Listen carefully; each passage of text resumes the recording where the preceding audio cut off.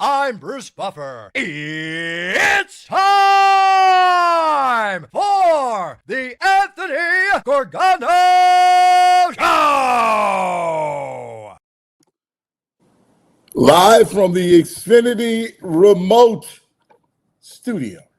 Well, happy Monday. Happy Monday to all across the Delaware Valley. This is the Anthony Gargano Show with VG, brought to you by the Bet Park Sportsbook Online Casino app. And, of course, our friends at Wawa and Xfinity and everything else.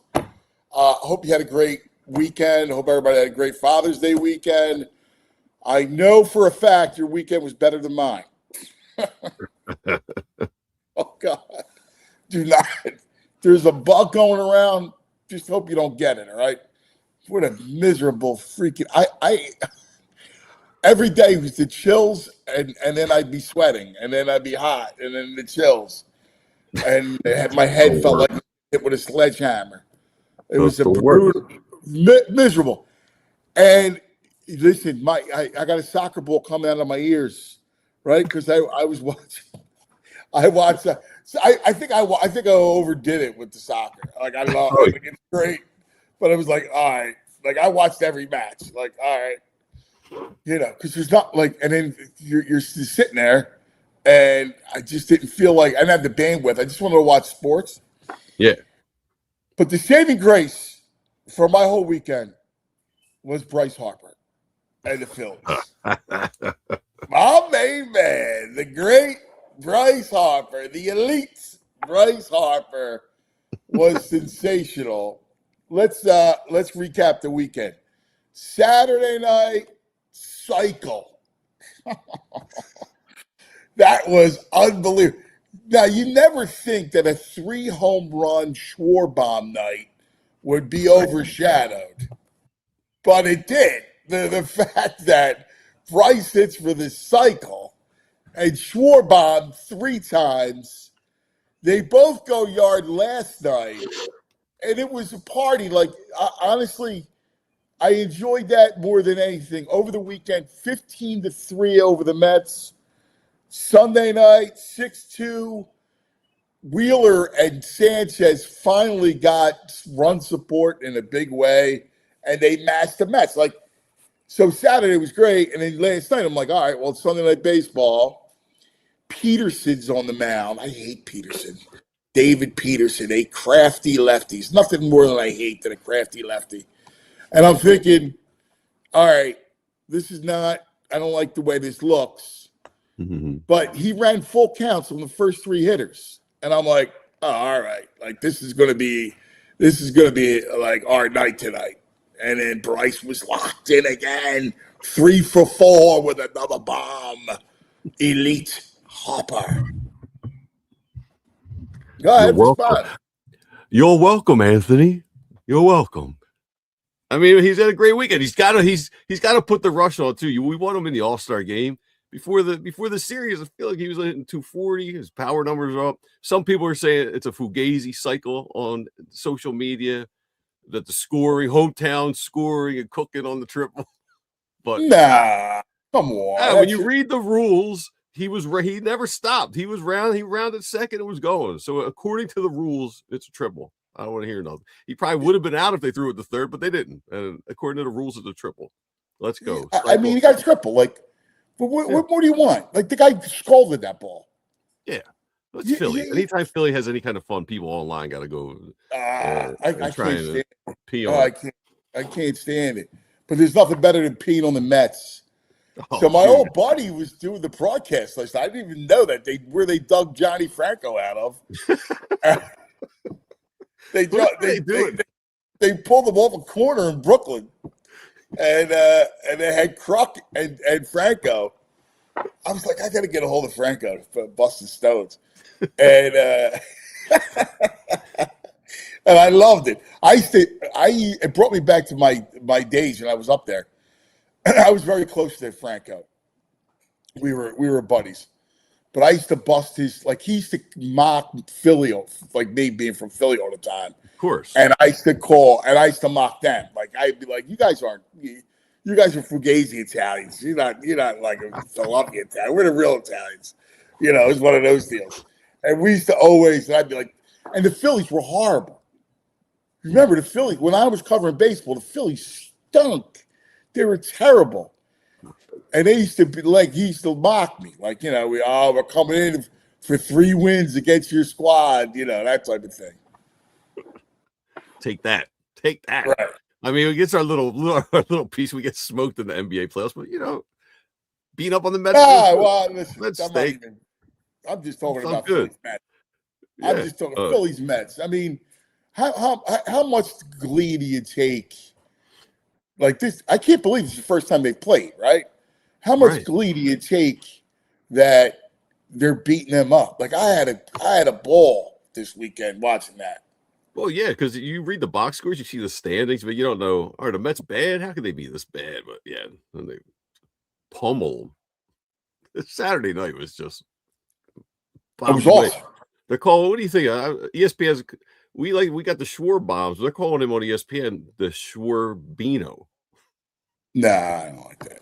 No, you don't like the Schwarbino? No, Schwarbomb greater than Schwarbino. Yes, I would agree. Scotty G in the chat saying he would have scored at a double and game changer. Patio furniture. It was Fugazi, but I'm a Harper fan, so I'll take it. Wait, you would have scored at a double and game changer? That's what Scotty Galupo says. Oh, Scotty, man. What is game changer? Is that like a little league thing? So it's, travel ball, little league, travel ball, the whole thing. And it's the greatest app ever. This thing's the best. So you score the game. So say you get so the first pitch strike, right? You log every pitch. Mm-hmm. Ball, strike, whatever. It's got something for everything. So ball in play, you click. Double. So say you're scoring that like Scotty. Yeah. Double, right? You move the ball wherever the ball was going in the outfield, like like left, center, or right.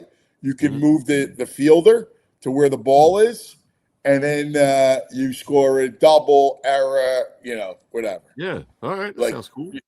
And it logs everything, it keeps all the stats. So this way, I mean, it's so cool. And by the way, you can video stream off that app, so grandparents can watch games. Like it's a freaking great. It's a great app. I love that game changer. It's the best. But the cool thing about it is you're logging the whole thing. Like you're getting out all the stats. Yeah. So after the game, invariably, I wonder if Scotty sounds like this. After the game, Mosman goes, "Can I see your phone?" I'm like, "Yeah." So I give him the phone, and he's looking at stats. He looks at changer. Yeah, well, Game Changer it has the composite stats. So he looking at his stats, like the whole thing. Whether it's he's checking out everything, stolen bases and slugging percentage and whatever. Yeah, it's cool. Freaking it's awesome. It's like an but it's funny how. Like, could you imagine if you had, like, we used to have to do math. What do you mean? When we played. Yeah. Oh, to figure out your average and stuff. Yeah. ERA. Yeah. We used to do math. This thing does OPS. Like, dude, it's every stat. So is there like an official, like the team has an official guy, or you keep score yourself? So every game, we all keep score. So one of us keeps the game changer. I do it a lot. I do it for the team. Yeah, I love it. I enjoy it. So parents can't locked into the game. A parent can't just go in and fake their own kids' stats. Like no. I got you. Like for my team, for our team with Coach Jim, either he does it or I do it, and I love it. Like it keeps me locked into the game. Like because the other thing that's important is that if a kid, you get pitch counts. So I'm like, Luke's at 70 pitches. We got to get him out. Right. That kind of thing. Right. So, so it's invaluable in that way. Like the technology's awesome. That It sounds really crazy. is. I can't believe Scotty said that. That's made my day. That's great. I was upset. I mean, luckily I couldn't have gone, but I was upset because it was Father's Day weekend and we always have a tournament. And we had no tournament this weekend. And so I was really bummed out, but then I was sick, so it didn't matter.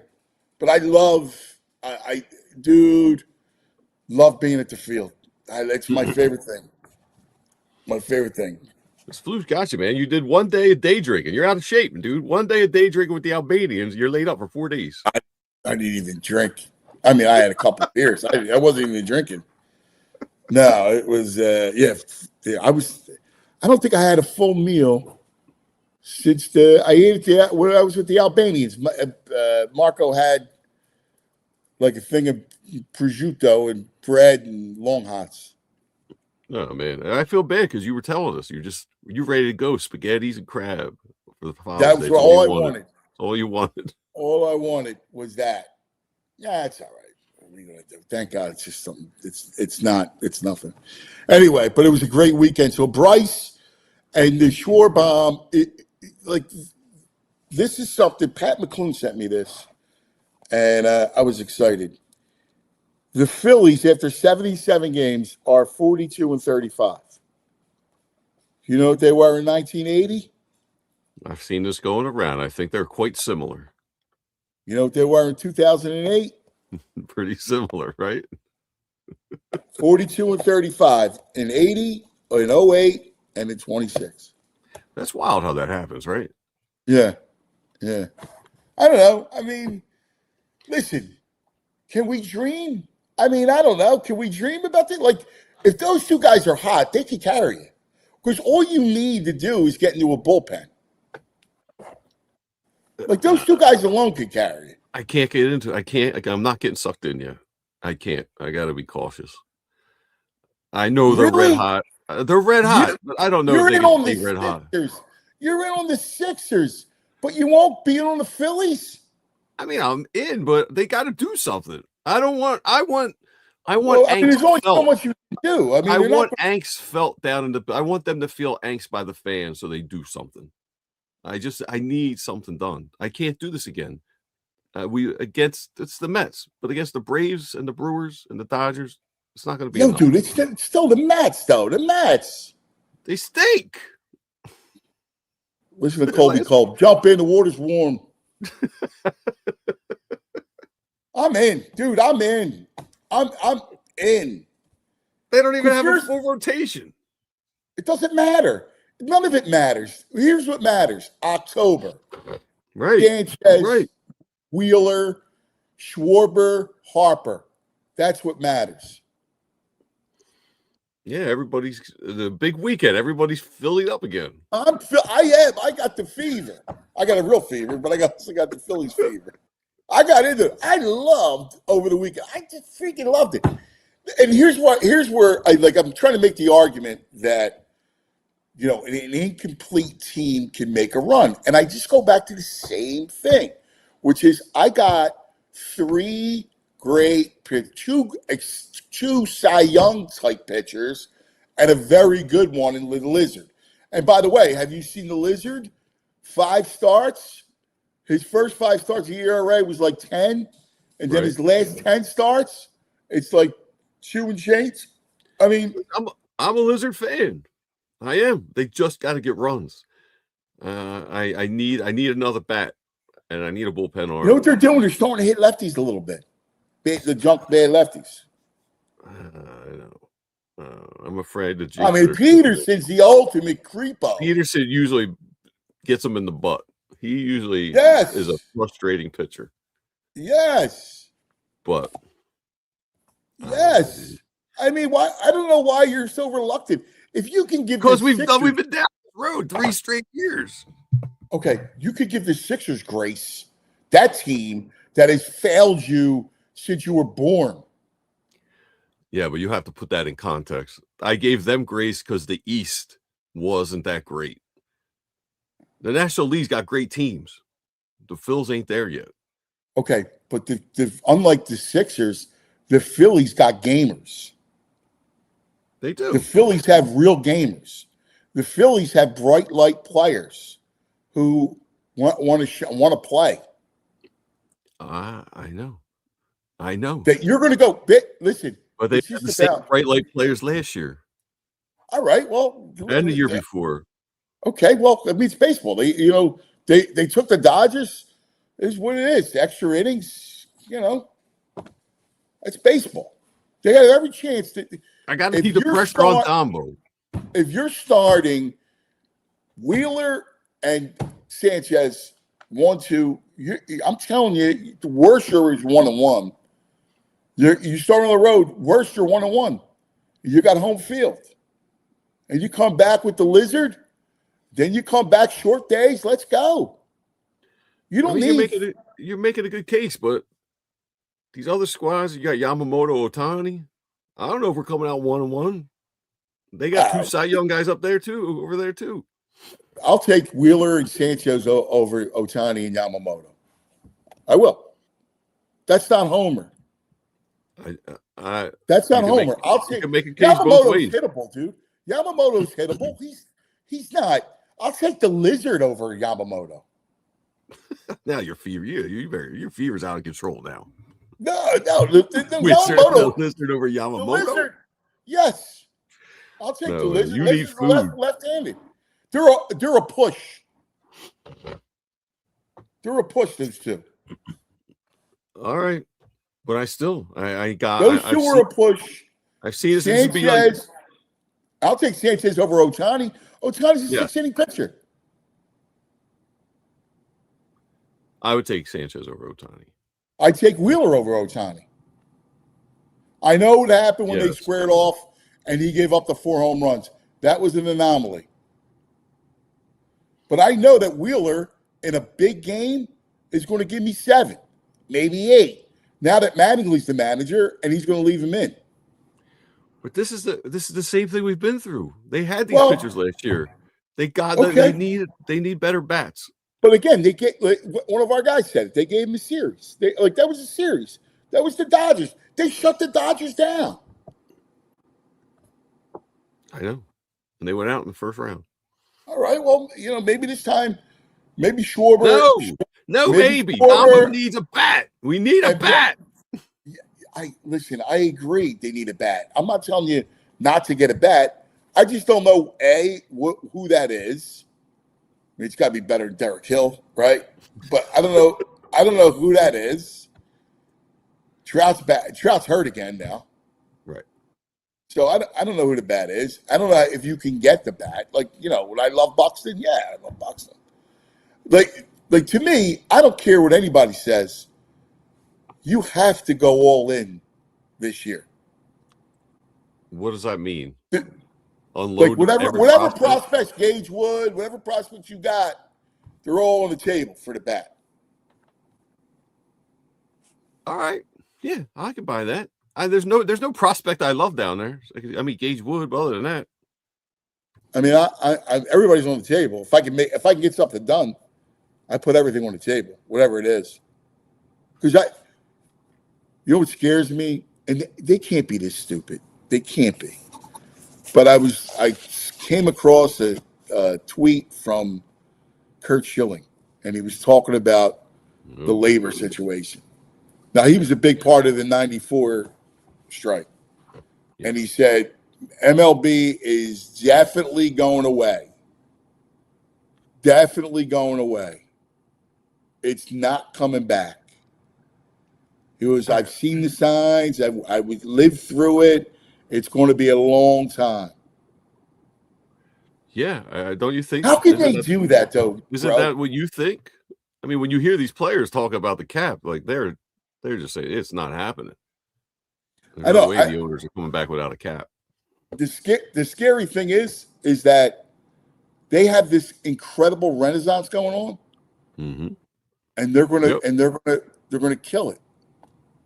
That's what they do. If it felt like that's what happened last time. They're going to kill it. Like, could you imagine? It took them a decade to recover last time, and they never even fully recovered. I don't want to ever go back to COVID times, right? That was miserable. But when we had no sports, life without sports was horrible. I actually didn't mind it at some for a little bit. Really? Yeah. I was reading more. I was like doing things that felt far more productive for me as a as a citizen here. I was like expanding my mind a little bit. I was like, wow, I have all this free time now. Look, I'm actually reading books. Like, what's going on? Yeah. Then that gets old. You can only read for so long. Listen, I love to read. We love to write. So, I love that. But you get my point. No sports. Imagine no baseball. Because here's the other thing. And I realize this, like, I usually I love the majors. But I had no interest. Once Wyndham Clark had seven under and had a 6-stroke league, I was out. Like I didn't watch 2 seconds of the U.S. Open. Yeah, I'm pretty much with you because that's a big day of like I was upset. I had to be on the road yesterday for family stuff. I was irritated. I was in the car so much. I'm like, I'm missing the final round of the Open. But then it's like I get it to a TV.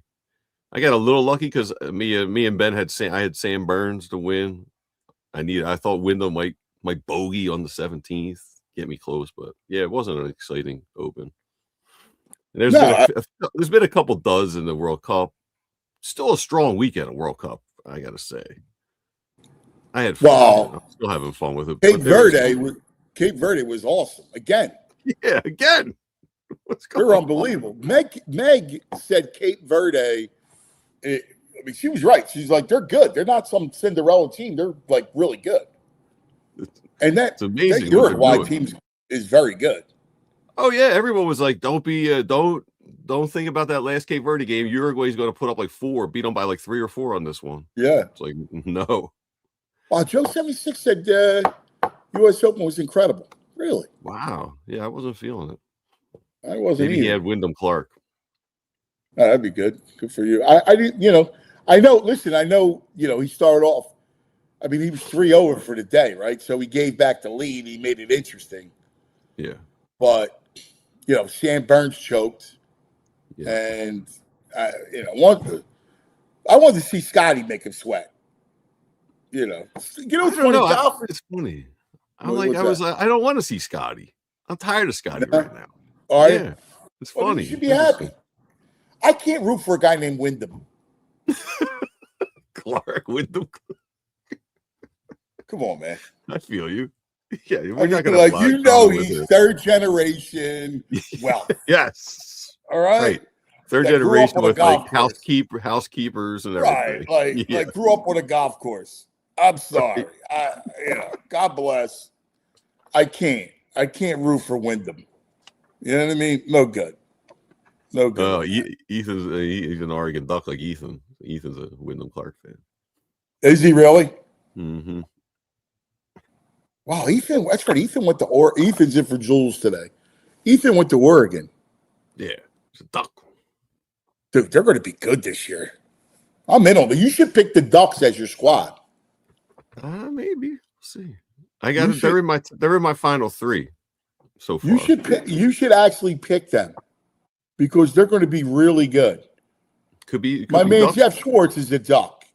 Mm. He was telling me, like, first of all, I know how good they are. They're bringing everybody back, and I love Henning. He's a great coach. They just have the we grew up with that Pac-10, Pac-12. I know that they're not in that division anymore, that conference, but they still got that. Yeah, it's a different. You got to always adjust your mindset. It's a different. Canes are looking sexy this year again. We'll see. I don't like Miami. I can't do Miami except for my man Frankie Costa. When Frankie Costa was the quarterback. Frank Costa? That? No, I don't know Frank Costa. Frank Costa. No, I don't. My name doesn't ring a bell. Are you? He might have been president. Dude? He might have been president of North Catholic when I was there. He was in the '90s, quarterback for the Canes. I'm not a big. Who was watching college football in the '90s? Oh, dude, I loved it. We watched it I love college football. I've watched my whole life. He just you don't watch college football? No, I'm not. I was never really a college football fan. Yeah. Michigan. I would get into Michigan every now and then. Oh, Michigan. Yeah, Bo Me and Schembechler. Oh my God! You need Bo Schembechler. That's the greatest song in all sports, whatever the name of it is. Yeah, but you know, you got to do better. Dude, can I say, traffic in this area? I was in the car for 5 hours this weekend. I went to Villanova and I went to Abington. For a total of 5 hours, I should be at the beach or somewhere. It's ridiculous to go 12 miles. It takes 55 minutes to an hour and 10 minutes. This area is, we got to do something with the roads or less cars. Dude, you know, this is every day. An hour and 15 minutes. I admire you because you aspire really to what I've always aspired to. I originally in my life, when I envisioned my life, I envisioned my life living in a big city, not owning a car, living in a high rise. That's how, when I was like a kid and I saw my life, I was going to be like city dweller. Yes. Living in a high rise. Yes. No car, right? Walk around. And that's what you are, basically. I mean, I'm aspiring. I'm trying to get to the high rise. All right. But in the end, this is your life. You don't drive much outside the city. I drive 3,000 miles a year. I go see my mom in the burbs. That's about it. So this is life for the rest of us. It's horrible. I don't know how y'all do it. No wonder road rage is a real thing. Yeah, well, sure. All right, we got to take a quick TO. We got Corey. I'm excited. I can't wait. I was looking forward to talking to Corey today. I'm all Phillied up. I can tell. I am. I'm Phillied up, man. I'm all in. I'm back. Not that I left, but I'm like excited because you know, like Charlie says, hitting weather. Well, we got a hitting team coming in. These Nats, they swing a bat, man. I know they do. They do. Well, Abrams is a stud. It's amazing. They get players. They do get players. Like, hire someone from that organization to come in and develop players here. They do get players. I know. I mean, they rake. I mean, the top of their lineup is good. Garcia's good. Lyle. I think they lead baseball in runs scored. Just passionate. Yeah, no. I mean, they have, you know, they're lefty dominant. So that's a big. All their best players are left-handed. All right, we're gonna take a quick TO. Let's do that. Let's talk about our friends. Let's talk about the Bet Park Sportsbook online casino app. Another week of World Soccer fever all over the United States. Games in Philadelphia today, Mbappe and France, New Jersey tonight. We got France, Senegal today. That's right. And a little bit later, Norway. Oh, we love our Norway and Holland. The striking Viking. There it is. Don't forget, this is a big week. Top two teams in each of the 12 groups advanced to the round of 32, along with the other 8. Among the teams, United States, Brazil, Mexico. Join us and get some skin in the game. That's right. New customers get 500 bonus spins of the new soccer online slot game. Go, collect them. Plus a $500 casino bonus back. Bet on your favorite teams, players from around the world, right there on the app. Got to be 21 in PA, New Jersey, Maryland, Michigan. Details at betparks.com. Gambling problem, call 1-800-GAMBLER. Hey, what if you could have reliable and intelligent Wi-Fi? And what if you could keep it at the same price for 5 years? Well, that's the Xfinity 5-year price guarantee. Imagine Wi-Fi that makes everything in your home work together, that finds and fixes problems before you even notice them, like super intelligent Wi-Fi with a sixth sense. And then it lets you stream the game. Even when the whole family's online, everyone's doing Netflix video games, you can still stream all your devices working in perfect harmony for 5 whole years. And here's the best part. There's no annual contracts. There's no hidden fees. And Xfinity's best equipment's always included. So take it from me. A lot can change in 5 years. You know, championships are won, records are broken, dreams grow bigger, but your Wi-Fi, that should stay reliable and the price should stay put. Lock in your price and unlock the possibilities with Xfinity. Learn more at Xfinity.com. Select plans only. Restrictions do apply. Xfinity, imagine that. Imagine that. Now imagine our man, Corey Seidman. He's the man. He's for the crowd. Corey Seidman. Corey Seidman. Corey Seidman. There he is. What do you say, brother? What's up, fellas? You have a good Father's Day weekend? Don't ask. Did I hit a sore subject here? Nah, I've been ill for like bad for about the last 5 days. So it was a whole. So you didn't even get to enjoy it then. Nah. It was pain in the ass. Anyway, it was nice going back and forth with your father on X yesterday. He's the best. Dude, you got to break. You got to come in here and see where you stand here, and I want you to be completely down the middle, right? Look at it with all the objectivity that you have. I'm kind of in on this Philly. I'm starting to get excited again. Just if I get any of those types of bats, like if I get Schwarber, if I get Harper, just on this mission. I think that, with Wheeler and Sanchez and Luzardo, I think you're in. You got to see, obviously they got to tweak and add a bat, but the core of this team, I'm excited.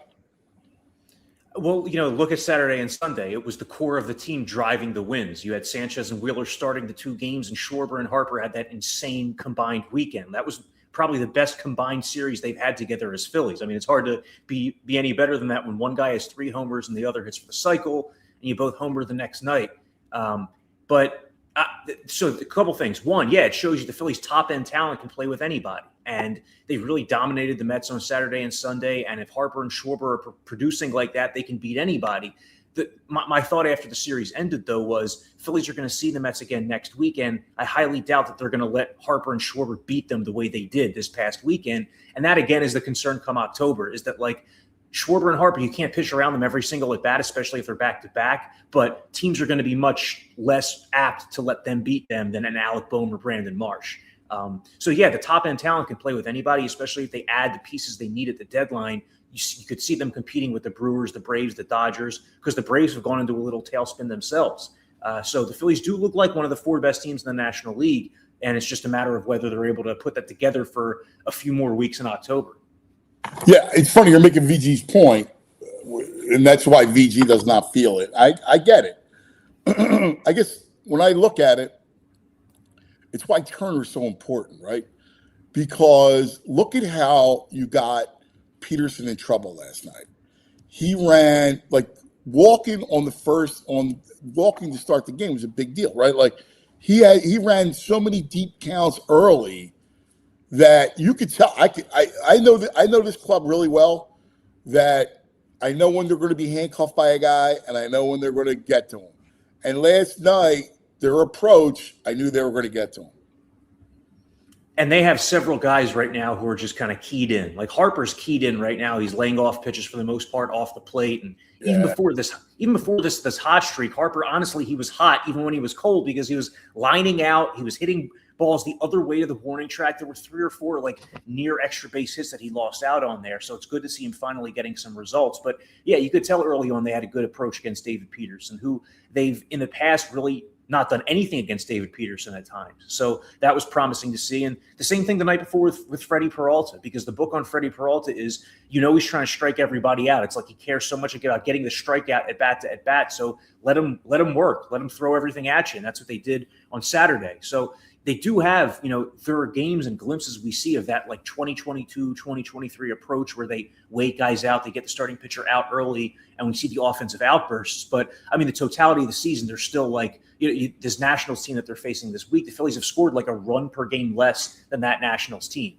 So, I still look at that in totality, what they are, but I don't know. They're playing a lot better. They have the best record in baseball since Don Mattingly took over. That means something. And it means that they're probably going to make the playoffs, and you'll let the chips fall where they may at that point. I mean, the thing you say though, the thing where I'm still cautious, you say they're one of the 4 top teams in the National League, and they are, but they're 4th. Like, if you look at it objectively, they're 4th, and I don't want to get, I don't know, complacent. I want Dombo to feel pressure. Something's got to change. We need a legit bat. We have a real chance here with these 2 arms in Sanchez and Wheeler. He's got to do something dramatic. And I'm with Anthony. I'm all in. Any prospect is available for me. Well, that's why I honestly think that like the events the last few weeks might be a blessing in disguise for the Phillies. You know, losing Brad Keller to an injury, losing Adolis Garcia for the season. You never want to lose players to injury, but it only reinforces the need to go out and get a right-handed bat quickly, to go out and get a setup man, because Brad Keller, Jose Alvarado has not been the answer you were expecting. And obviously optioning Andrew Painter to AAA only exacerbates the need for a starting pitcher as well. So I don't think the front office is going to like fall into a rut here thinking, okay, you know what, this team's good enough. We don't need to make any more additions. They know they need to make more additions. And I would just say that while the Dodgers and Brewers are still superior to the Phillies, this Braves team is kind of coming back to the pack. They've lost 7 of their last 10. Strider and Acuna are both going to be out a long time. The quote over the weekend from Walt Weiss to Braves reporters was that Ronald Acuna Jr. is a long way away from returning from his hamstring injury. So they have a bunch of pitching questions. And like from this day forward, it would not shock me if like from June 22nd through the end of the regular season, if the Phillies have a better record than the Braves. But, you know, they might not face them in the playoffs. It might be the Brewers. They're going to have to make additions to prepare themselves as well as possible for October, because the last 2 NLDSs, you know, you haven't really hit and the bullpen really hasn't done its job. So you got to fortify as much as possible. Listen, I'm with you guys, but realistically, you have very little. It's like having no money and trying to go buy, you know, 2 diamond rings. Like, because you need a right-handed bat and you need a setup guy. Like we were dreaming about Chapman at one point. Well, I don't think you have enough to get Chapman and a bat, or Chapman, period. Like, I don't know what. It's all well and good to go, yeah, I would love to go buy these things, but I don't think they got the money to do it. I don't think they have the prospects. Well, if you were to just go the rental market, like if you were to bring in, say, a Taylor Ward and not a Chapman, but one of the other top available relievers, like, you know, like a second-tier setup guy who's also a rental, and a rental starting pitcher, I don't think that's costing you a ton. I don't think that's costing you any of your top 5 prospects. The reliever might cost the most among that group, but like, yeah, I think Taylor Ward is what he is. I mean, you know, he's having sure, and he's not going to change the company. It's better than like Derek Hill. It's better than not knowing what you're going to do in a corner outfield spot. Yeah. And you honestly, you need that guy on an everyday basis now. Before, when the Phillies had Adolis Garcia, the conversation was like, well, where do you play this guy if Garcia gets hot, for example? But now that's not even a thought. Now you actually need an everyday player in that spot. And I do think there's enough on the rental market to get it done. It's not going to change the trajectory of the team, like the complexion of the team, the way that like a Buxton would, or a healthy Trout maybe potentially could. But it gets you a little bit closer to being like a complete team. Well, I guess that's my point with VG, that, you know, like you're the guy that you want, you're not getting. No, you got to be okay with a Taylor Ward, who's you know, got no power. This guy. Yeah, I mean, his power died. I know he's batting leadoff now, and he was trying to put the ball in play, but you know, he's having a bad year. I mean, that Orioles team sucks. That's why you got to get your work done in the offseason. That's why these like repeated 1-year deals that have been strikeouts for the Phillies, they just loom so large, because at the deadline, everything needs to line up perfectly in terms of who's available. Does it fit your need, and do you have enough to trade? And if not, you get into a situation where you might have to overpay for just like a subpar talent. And you know, the last thing the Phillies or any of the Phillies fans want is another repeat of like the Austin Hayes acquisition a few years ago, where like on paper it made sense, and this guy's going to come in and hit lefties, and then nothing happened. It didn't materialize. Like they need an actual impact in the second half, even if it's not going to be a superstar level player. Yeah, when you look around, I see Teoscar for the Dodgers. He's ready to come back maybe in a week or so. So that's a big addition for them. And Brandon Woodruff's ready to come back for the Brewers. So you got 2 teams that are already better than you. They got some nice pieces coming back. Yeah, I mean, but like since the end of April, the Phillies have a better record than both of those teams. You know, like, and they lost the series to both of them 2 out of 3, which you'd feel better if they won one of those series. But like I at this point, I see the Phillies as closer to the way we saw them last regular season and the one before, where they are within that range of the Brewers and Dodgers. I don't think they're as good, but I think they're within that range. Whereas the first month of the season, we were wondering, are they going to have to like break this thing up completely? Obviously, we're past that point. We're past the point of them being like a 500 team. And just from this day forward, it really wouldn't shock me if they have like a record on par with a couple of those teams, because the Sanchez Wheeler element, we see it play out every single cycle through the rotation. It's like it gives you almost, it's like being credited with back-to-back wins, that you just have to not fall on your face in order to do the job with those two guys on the mound. It's unbelievable. I mean, I think you've never seen, and Luzardo, you had the stat core. Luzardo's first 5 starts as opposed to his last 10. Yeah, his last 10 at the ERA is like barely over 3, so that's been more of what you expected from him. And honestly, even the first 5 starts, all the normal signs of Jesus Luzardo were still there. He was just allowing a lot of hits. A lot of balls were finding gaps, but he's been doing his job too. He's been as advertised the last month and a half as well. Well, that's my point. Like when you got those 3 guys anchored in the rotation, I mean, you're going to get to the playoffs, and then it's just about October. Like whatever happens, it doesn't even matter. Like I know we're gonna have over the course of the season, we're gonna have consternation about the 4th starter and the 5th starter. And how's Nola? Nola's going to go through a period where he gets beat up again, and oh my God! And who's starting through the bullpen? The 5th starter is a problem. But in the end, the season ends, and it's about October, and it's going to be about October, and you're lined up. Like your pitching is lined up. Yeah, and like in the end, a year of planning and a year of conversation, all that all comes down to like, does the guy on October 5th come through with 1st and 3rd 2 outs in the 7th inning of the game? Like that's all that matters. If you come through with that big hit, all the decisions that were preceded that were right, and the putting this team in the position you did, you were justified in doing so. So really, it's like you're so right that like what happens over the next few months doesn't really matter a ton. You want to see the superstars play like superstars. You want to see the team show that it has what it takes. You want to see the guys like Marsh, for example, continue to do their thing, because there's been a lot of hype around Brandon Marsh, but he's kind of gone into a slump over the last week and a half. A lot of strikeouts, expanding the zone a little bit. You need those like second-tier Phillies to be able to continue producing. They're getting some more contributions out of guys like Bohm, even JT Realmuto, perking up a little bit. So we're seeing a more complete lineup, and that should only continue as like the weather increases here. And DC, while they're expected to at the series in Nationals Park, it might be some weather tonight, it might be some rain tonight, but that's always a pretty good place to hit. Good backdrop, and the ball tends to carry there. Yeah, they are good. Though. I'm looking at Wood, Abrams, Garcia, Meade. Lyle. They're pretty. They have no pitching, but damn it, they can rake. They've scored almost 100 runs more than the Phillies. It's wild. Like, who saw that coming? James Wood has probably been the best outfielder in the National League this season. C.J. Abrams entered the year as a trade candidate, but now he's putting himself back in play to be a part of their future because he's just looking so good. And the Nationals look like they're going to be a team on the rise here. You have to worry about in 3 to 5 years. Yeah, I'm looking at the next 23 games. The Phillies should be like 15-8. It's pretty cake. 4 against the Nats, 3 against the Mets, 3 against the Pirates, and then you go 3 against the Royals, 3 against the Reds, 3 against the Tigers, 3 against the Mets. There's not one team there that's not struggling. The Pirates might be the best of that bunch. I agree. Yeah, Pirates probably are the best run of that here. bunch. Yeah, because the Royals have been, floundering all year. The Reds are not in good shape right now, pitching wise. The Tigers are kind of just kicking the can down the road till the trade deadline, and the Phillies need to have a good run during that period of time, because when they come out of the All-Star break, they have Mets, Dodgers, Yankees, and at least the Dodgers-Yankees component of that is going to be pretty difficult. But no, when you look at that upcoming run, I see a lot of wins on that ledger. The Phillies they've done a good job against teams that are like 500 and below. It's just they haven't been great against those like upper echelon clubs. But the problem is, like you guys just said though, like you got Washington, and you're going to face Washington without Wheeler and Sanchez, right? Like, so you'll have one of them. Sanchez will pitch the series finale because it's a 4-game series, but that's it. Yeah. Right.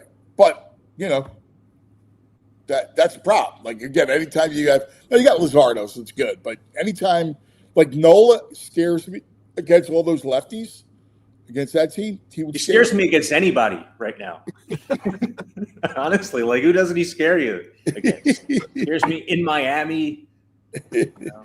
Yeah, but it's the lefties that scare me. Like I'm more worried about the lefties than anything else when it comes to Nola.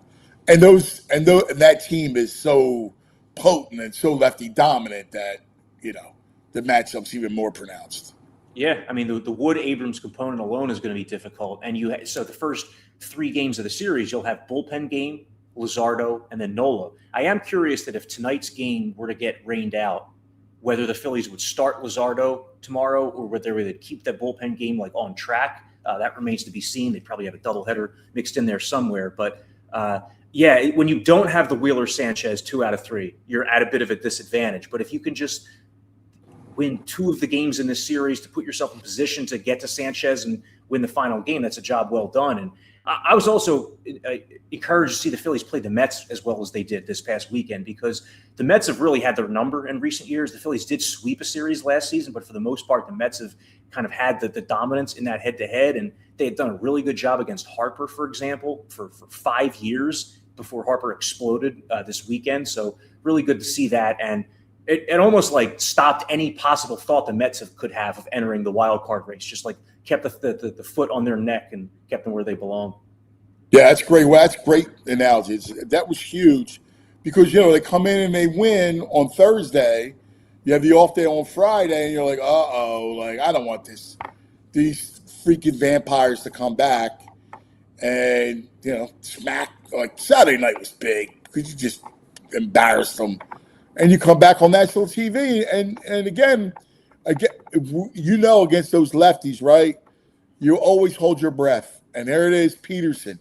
Can't stand Peterson, but they were able. A great approach against them. They forced him to deep counts, and Kruk made the point, and he was right, that you're playing with fire when you go that deep.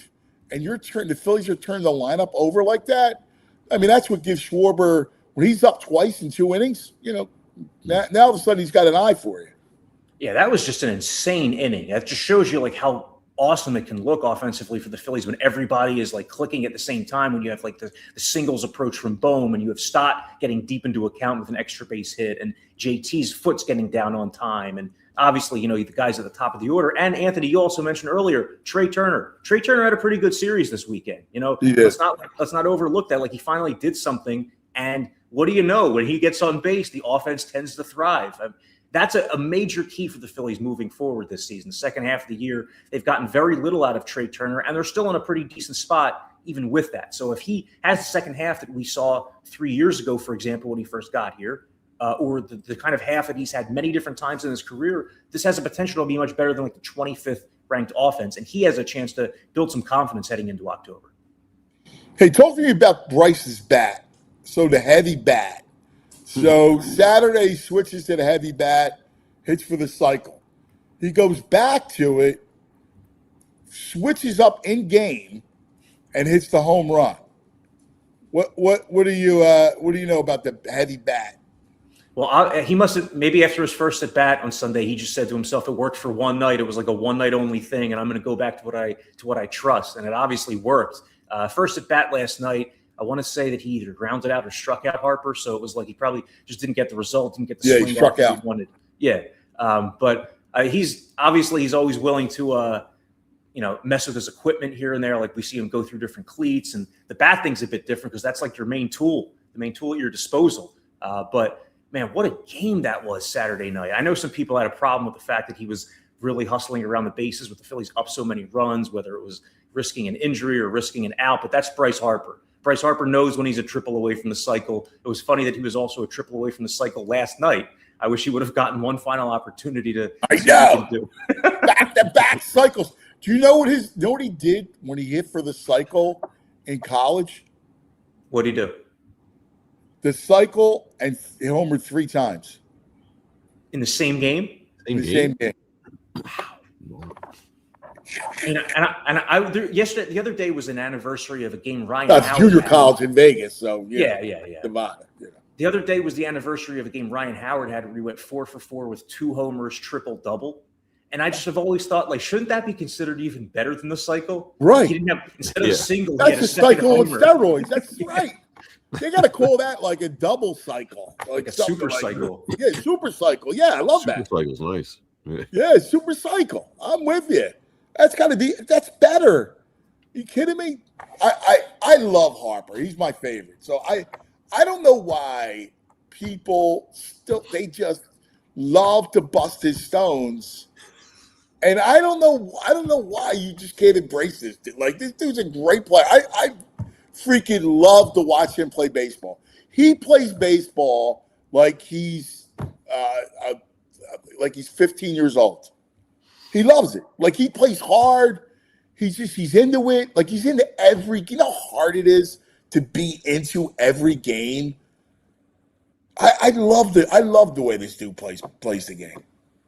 Yeah, I love it too. I mean, from day one when he got here, it reminded you of Chase Utley, which I didn't know that about Bryce Harper when he arrived. I mean, he's always been like that bulldog mentality, but when you actually see it on a day-to-day basis and the fact that he doesn't carry himself like he's some big shot when he walks around, it goes a long way. It kind of sets the tone for the rest of the team. And he now has the highest OPS of any National League first baseman, Harper, at 896, because Matt Olson's been in a bit of a slump. So, I mean, Harper now has the best numbers of any first baseman in the league. He should probably be starting in the All-Star game in his home ballpark. We'll see if it happens or not. But this is exactly the way you would want him to respond to the offseason of, the elite versus not elite stuff. I know that he's had some like peaks and valleys already within this season, but he's one of the top 15 hitters in baseball. He's proving it again.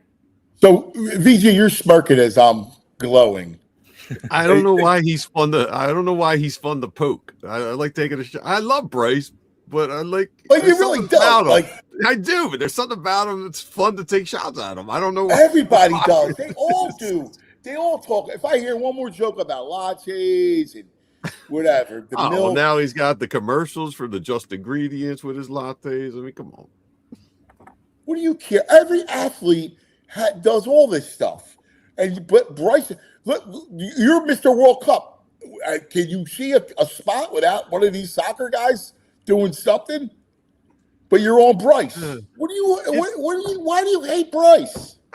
He's just a bit of a wacko, man. The raw milk and his TikTok What's wrong with raw milk? His barista stuff stinks. But he just keeps doing it, and it makes it funny. I don't know. He's terrible in front of the camera, and he just keeps doing them. And he's just making lattes. It's the TikTok era, man. I'm sure there's probably somebody in his, like one of his publicists or somebody who's encouraging it. Great for player. Your brand, Bryce. Yeah, not a great TikToker. Great player. I mean, who? I don't know. I couldn't judge a TikToker from whatever. He acts like he doesn't care, but it's like, dude, you got your camera set up. You're caring about this TikTok. I'm gonna make a latte today. Professional lighting. Yeah. All right. But again, it's just fun to make fun of him. I don't know. Yeah, but Corey said it. They were on him for busting it too hard in that game. Oh, I would never do that. But people were complaining about his base running. Why? There he is. Here's my question is base running. My question That's is not though, me. What? Forget about you. Like, I'm not looking. I'm not directing this at you. I'm asking both of you guys. Why is it that he gets a source of? There's like a lot of vitriol, or he's kind of polarizing. When I don't get why he's polarizing. Because he's the face of the franchise, and they've gotten close but haven't won it all. Like if they had won it all, I don't think he would hear any of that stuff. Maybe a very little bit of it, and that's the one missing ingredient. That's just my perspective, at least. Do you think it's something other than that? I don't know. It doesn't feel like he's got. I don't feel like there's vitriol. I think people love him, but there's something. I don't think they love him. I know feels like he panders a little bit with us with some of his gear and his shirts or whatever. I don't think people love him. Well, you know what it also could be is that he's a more singular face of this team. Like if you think back to the Rollins, Utley, Howard era, they were like a triumvirate. You know, it's like there wasn't one player who was looked at as like the guy on that team, the leader. But you got Babe Ruth on this team, right? Like that's what I mean. You got the personification of. Oh, you mean Schwarber? You mean Schwarber? Right, but he's the personification of Casey at the bat. Like it's the big hulking power hitter. He's got 29 home runs. And listen, people love him, and he's a lovable dude. We have Schwarber and Harper, and Sanchez and Wheeler, 4 all-time greats. all-time. Yes, that's why I'm like a little perplexed. Yeah, they would probably all be on the first team all Philly. Sanchez, Wheeler, Harper, Schwarber. I mean, the Harper-Howard conversation at first base. Maybe you could move Harper to the outfield. Not you could I do would that move in real Harper to life. the outfield. Yeah, I would move them just because both of them have to be on. Yeah, no you doubt. gotta have peace. Yeah. Yeah. But I mean, with Schwarber wasn't really considered like a superstar level player until last year. That was like when he just made it. He removed any difficulty people could have referring to him as that by improving so much and still maintaining the power. So I just think that Harper for this entire time since he signed has been just like the singular guy that people associate with the team's success or failure. And because they haven't finished the job, there's just a little bit of lingering, oh, is this guy the real deal? Is he good enough? He's obviously been good enough. He's been so much more worth the money than you could ever imagine, beyond just the production, the confidence that he brought to this group, the players that he's helped bring in. I mean, it's been a complete organizational changer in a way that Manny Machado would not have changed this organization. I'll say that. So totally right, Core. One of our guys just hit us up, and he's right on.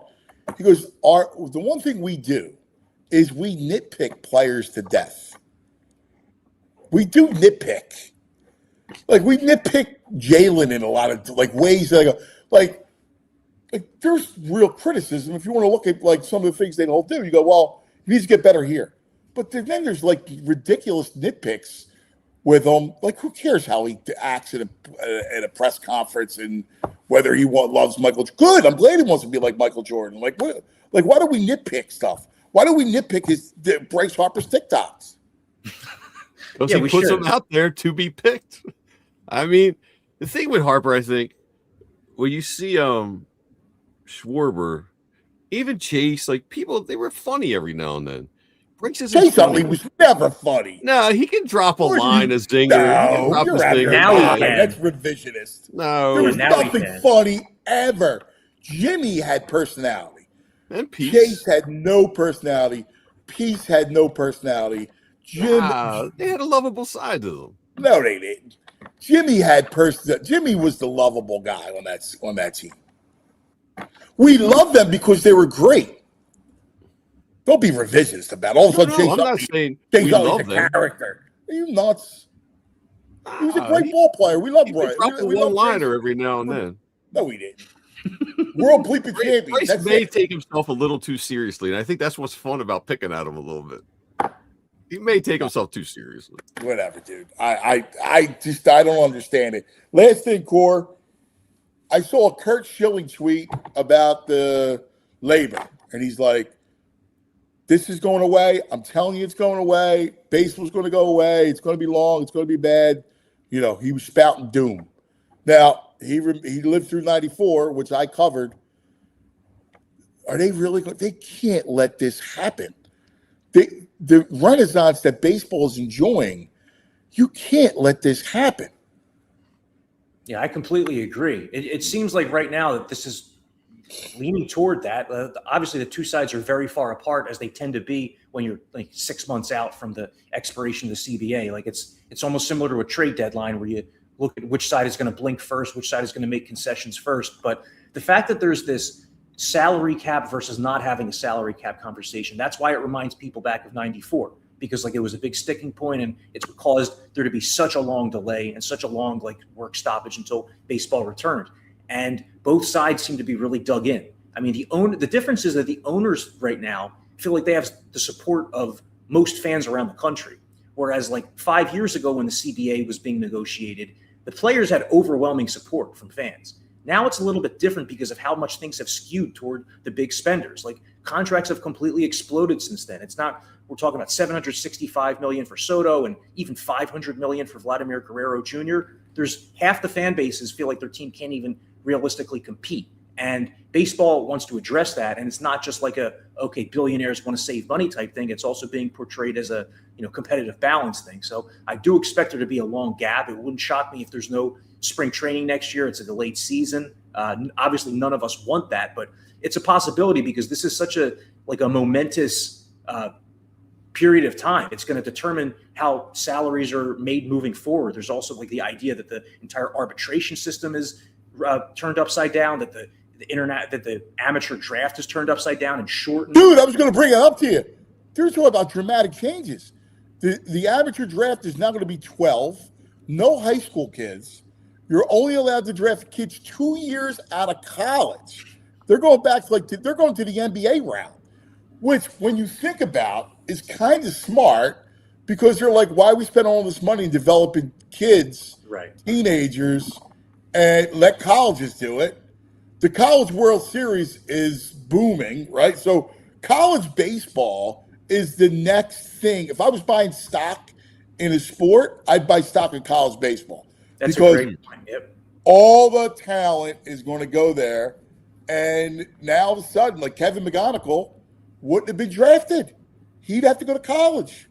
Bryce Harper made his debut at 19. That wouldn't have happened. Same thing with Mike Trout.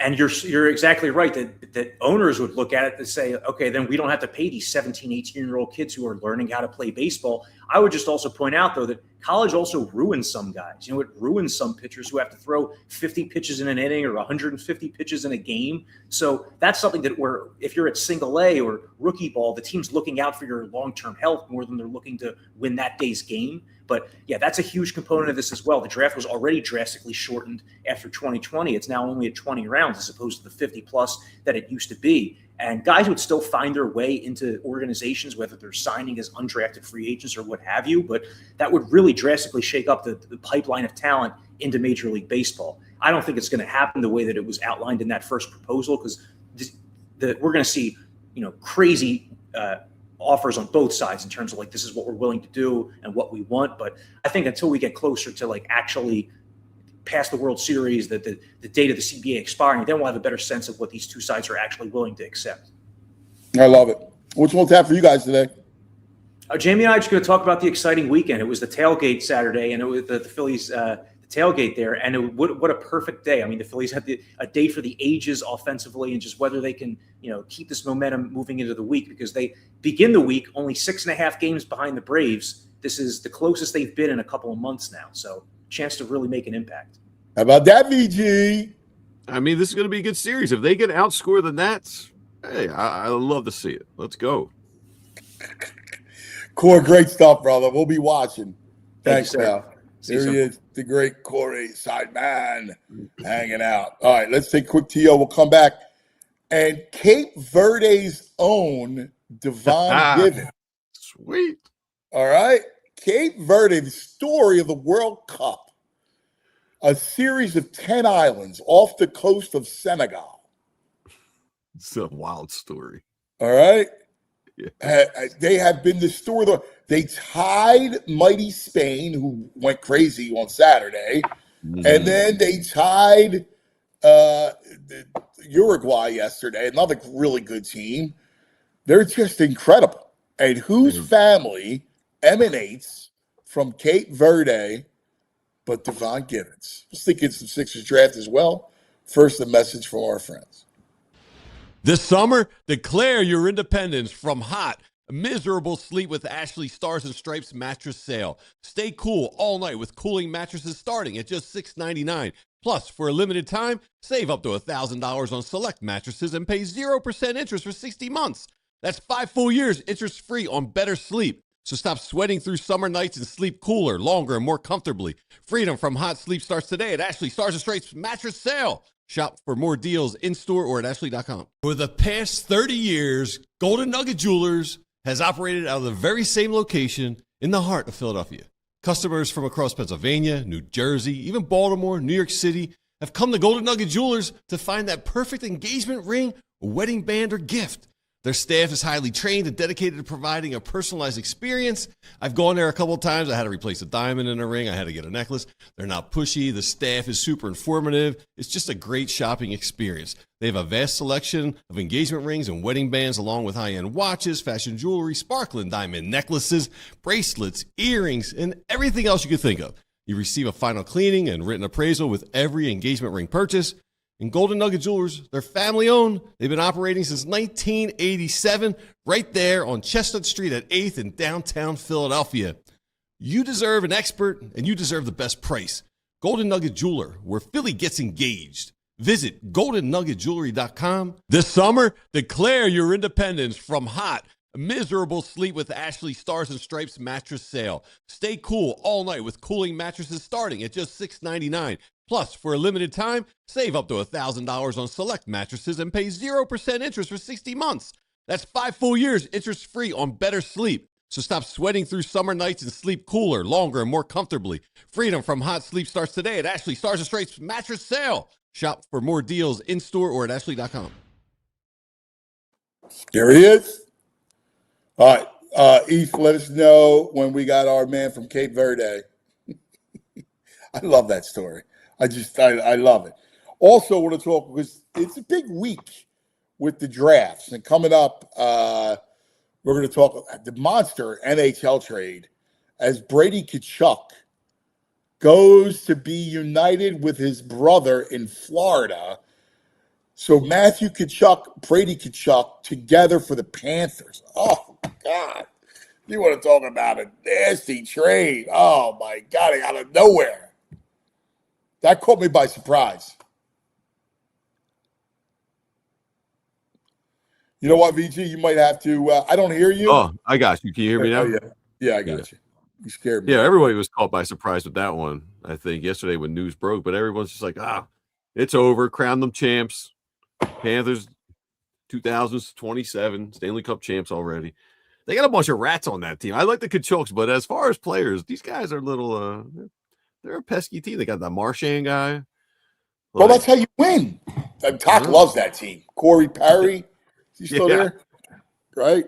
Like that's how you win. Like those guys, are the kind of guys that make you win. The Tkachuk they didn't have to trade any talent.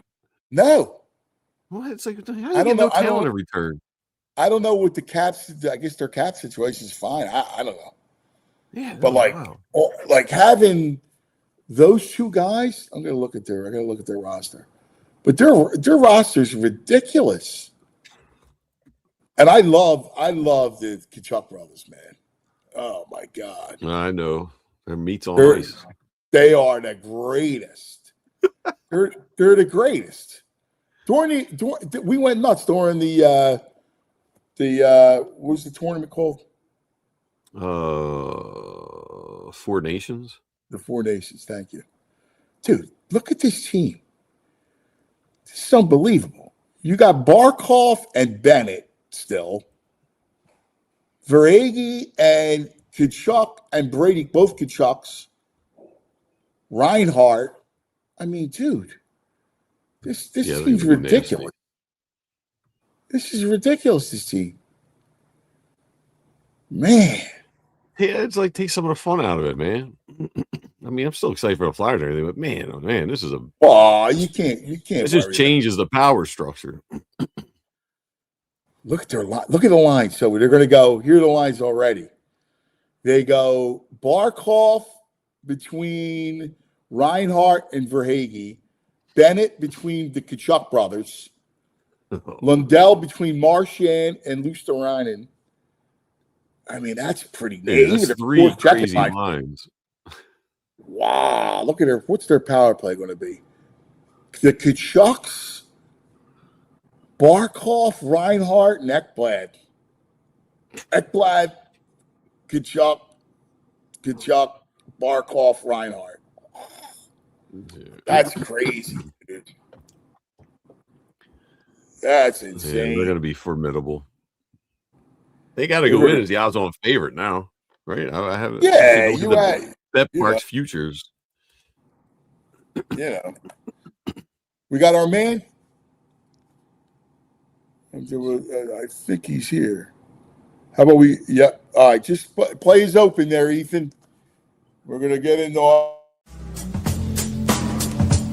Devon Givens, NBA. Devon Givens, NBA. Devon Givens, NBA. Devon Givens, NBA. Devon Givens, NBA. Devon Givens, NBA. Devon Givens, NBA. Devon Givens. Devon Givens, World Cup Soccer. Devon Givens, Yeah. World Cup Soccer. Yeah. Still alive, man. Still alive. Oh, it's the great, not for nothing. It's the greatest story outside of like It's a great story. George Mason and making the run. Like they're amazing. What a story. Yeah, it's crazy, man.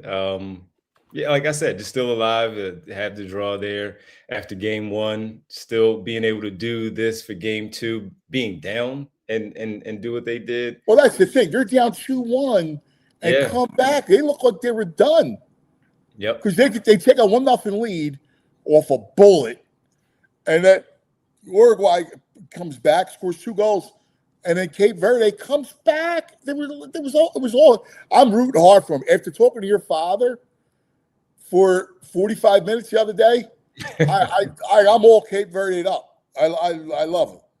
Yeah, yeah. Everybody's locked in, man. See how it goes. You know, it's bringing a lot of pride to, as you know, where my family is. And I've said this before on the air. My family's in Massachusetts and in that area. So everybody up there having a great time, and I'd imagine back in the country that everybody's really, really enjoying it. Seeing all the videos that a lot of people have put out there on social media. It's really cool, man. It really is cool to see. So I know my dad gave you a long history. He gave Kyle, Derek, and Bree a long history of everything, of where we come from and in the country and all. So it's cool, man. It's VG. It's an amazing story, right? Like it's these 10 islands. The Portugal discovers the 10 islands off the coast of Senegal, and they go, all right, well, we're going to put, as they were doing back then, they're planting their flag, but now there's nobody living there, so they have to populate it. So they go up and down the coast of Africa. You have Portuguese. There's the slave trade. It's all this stuff. So it becomes this whole population that you guys spoke Portuguese and then Spanish. It's like an incredible story. There's like there's a Brazil vibe to it. Yeah. Yeah. And my family grew up speaking Portuguese, still speak Portuguese. I told you, I don't speak it like I used to when I was younger. Just kind of lost it, but I can understand it still, especially when I'm up there and I'm around everyone and they start talking little things I'll pick up of how to say it, but my ear can still pick up what exactly is being said. And my grandmother, she never lets me slip. So she stays on top of me, make sure that I do know what's being said and all that stuff. So yeah, it's pretty cool. I think that's awesome. The population, 529,000 people. It ranks 175th globally. 175th. They're going to get through. I mean, they should get through to the knockout round. I mean, they should put up some goals on Saudi Arabia. Uruguay, they've gone through the Uruguay and Spain. They have zero. They haven't lost. They have a 0 goal deficit. They put up 3 or 4 against Saudi Arabia. Uruguay's got to go up against Spain. They should be going through. Yeah, I was texting back and forth with Kyle yesterday, and because he's big soccer fan, as you guys know, and he was just saying, look, you got the worst team left to play, so if you can get through that, like you pointed out, man, really good shot. So I hope so. I hope so. It's just it's fun. It's fun to see it that way. Over the years, just because I'm Cape Verdean, over the years too, I've gotten to know other basketball players, not a lot in the NBA, that have gone through the NBA that are Cape Verdean, have played in the league for a little bit, maybe not a long time, but a little bit. So who's that? Anybody you know? Yeah. Ryan Gomes used to play for the Hornets. He played for the Celtics, played for the Timberwolves. So Ryan and I got cool just because of after they were coming to town, of course, and we would talk about stuff. He's actually was an assistant coach with the Portland Trailblazers the last couple of years. So Ryan Gomes, Walter Tavares was a player that played for the Cape Verdean basketball team over there, and he got a lot of buzz in the NBA. So he wound up being a 2nd-round pick a few years ago. And then when he came to town, got to talk to him a little bit, and he's like, "Yo, you got to come to the country, make sure you get out there." Who else? Bonzi Colson. Oh, wow, yeah, Former Notre Dame player, played for the Milwaukee Bucks for about 2 yeah, seasons, then yeah. went overseas, still overseas. He's like an extended. His side of the family is very close with my grandmother and them. So Bonzi, and then I can't. Dana Barros was also, and I never got to know Dana Barros. Really? Yeah, yeah. Wow. Well, Yep. Boston College. I guess he's from up there. Yeah, exactly. Yep. So Yeah.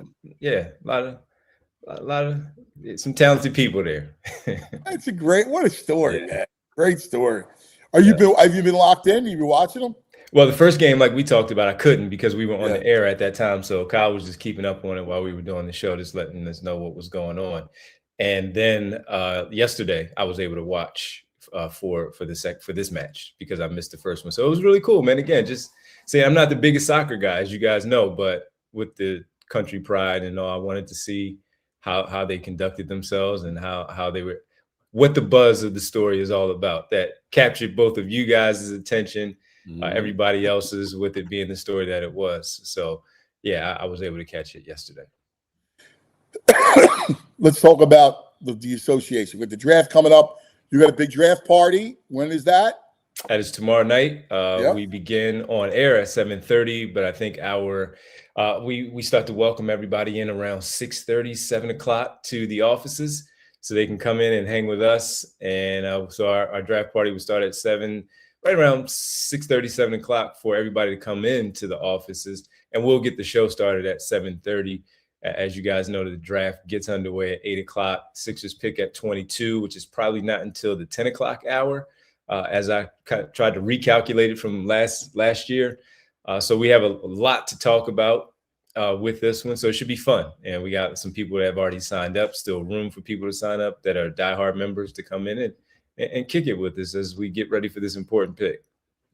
All right. Give me your three choices. Hopefully that one of those three is there. Yeah, realistically, I like Chris Sinak from Houston. 6'11" athlete, right? Yeah.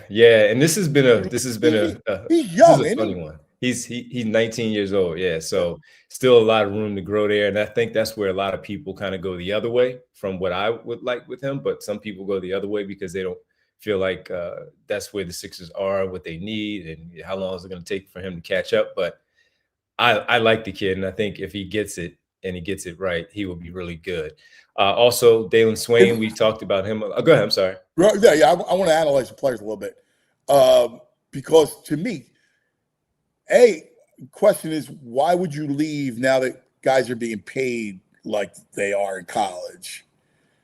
You know, I mean, the perfect way to become a complete player is to stay and get paid. Right. So I need to know why. And then B, I'm with you. I don't care about now. I'm resigned that they're not a championship caliber team. So I need to amass talent. That's how I would look at it. So I'm with you. Yeah, and if he does show some things early, you do have a different type of now front court player behind Joel Embiid, behind Adem Bona, if that's the case, where you can specialty games and specialty situations where you feel like he can play behind Joel. Maybe if he's on a roll or a stretch there that looks pretty good, that practice is going well, the G League stint has been going pretty well for him, that he can give you some minutes in the front court. Especially if Embiid is not playing and it's Adem Bona starting and he's behind Adem Bona. So I see some stuff there. The scoring, he can shoot, he can rebound the heck out of the basketball, but everything else has to piece together. To your point, stay in school, hone your skills a little bit more while you're getting paid. I don't know the intel on his, of course, to know why he didn't, but we know that he is a first-round player. He's just going to happen to fall maybe late teens, early 20s, maybe mid 20s at worst if he falls anywhere to, let's say, 25 in that range. So that's why I like him, man. I just look at the skill set, what he has. We talk so much about, and I say this all the time on the show, they don't have a lot of stuff. So whichever direction they go, they're going to need that player because they don't have anything on the roster right now, especially with free agents and all that they currently have not under contract on this team. So Sinak, you don't have anybody like him on your team, right? So he was it's funny because I was hoping you'd say him, and you just let the cat out, and I agree. But Swain, he interests me. I mean, like you're looking for size, and so Swain 6'8", another kid from Texas, right? Like could shoot a little bit. Like he interests me. Yeah. And this league is about wings, and that's another talented wing that you have at 6'8". Continues to put some muscle on his body. He can defend a little bit, as you said. He can shoot the basketball, putting the ball on the floor, and being able to finish at the rim, make good decisions. And like we always talk about with this team, especially for a rookie coming in, you're not asking to come in to be the savior and average 17 points or 20 points at this spot. The four guys are there. Now it's about you finding your role and you fitting into what Nick Nurse wants to do. And another 6'8" wing to go into the front court or on the perimeter in general for this basketball team, it's helpful. Everybody, and then you start to run down the wings that are not only in the NBA, but also in your conference, and most importantly in your division. So you're going to need somebody with some size to be able to play, especially if Kelly Oubre doesn't come back or Quentin Grimes doesn't come back. You need somebody out there on the perimeter with some size to be able to defend those players. Who's the third? Who would be your third? If those two guys are gone, who do you go with? Yeah, if Ejiofor is there, Zuby Ejiofor is there, that's probably the other one. Because I know 20. I know it is, and I know 22 has over the weeks before we got here. That seemed a little bit high, but it seems like he's starting to really tick up in terms of where some of the mock drafts have him.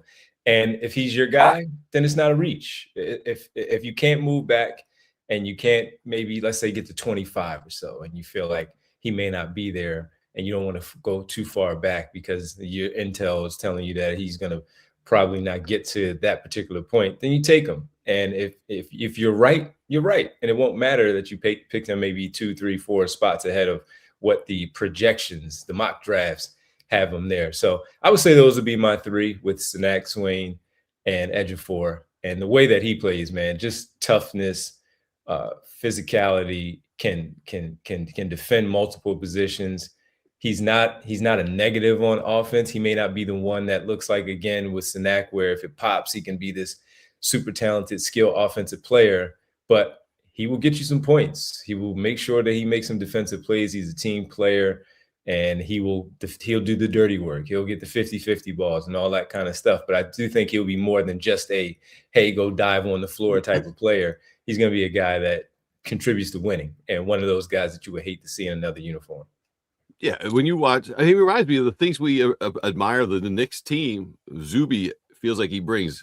And when you watch that, like a docu-series they had with St. John's, I mean, Pitino loves the guy. Like, counts on him for everything, to be a leader, to do anything he's asked. And I feel like with Senak, too, if you could play for Kelvin Sampson and you could play for Pitino, that's the kind of attitude and energy we need here. Yep. And with Senak, too, he played the 5 in college. And I was listening to a lot of conversations, interviews that Sampson had, and he would talk about Senak being a 5 in college. And when he came to Houston, he wanted to play the 4 a little bit more, and they wanted him to play the 4. And that was a different position for him. So some of the growing pains that he did have, where there was some frustration, was because this was a new position for him.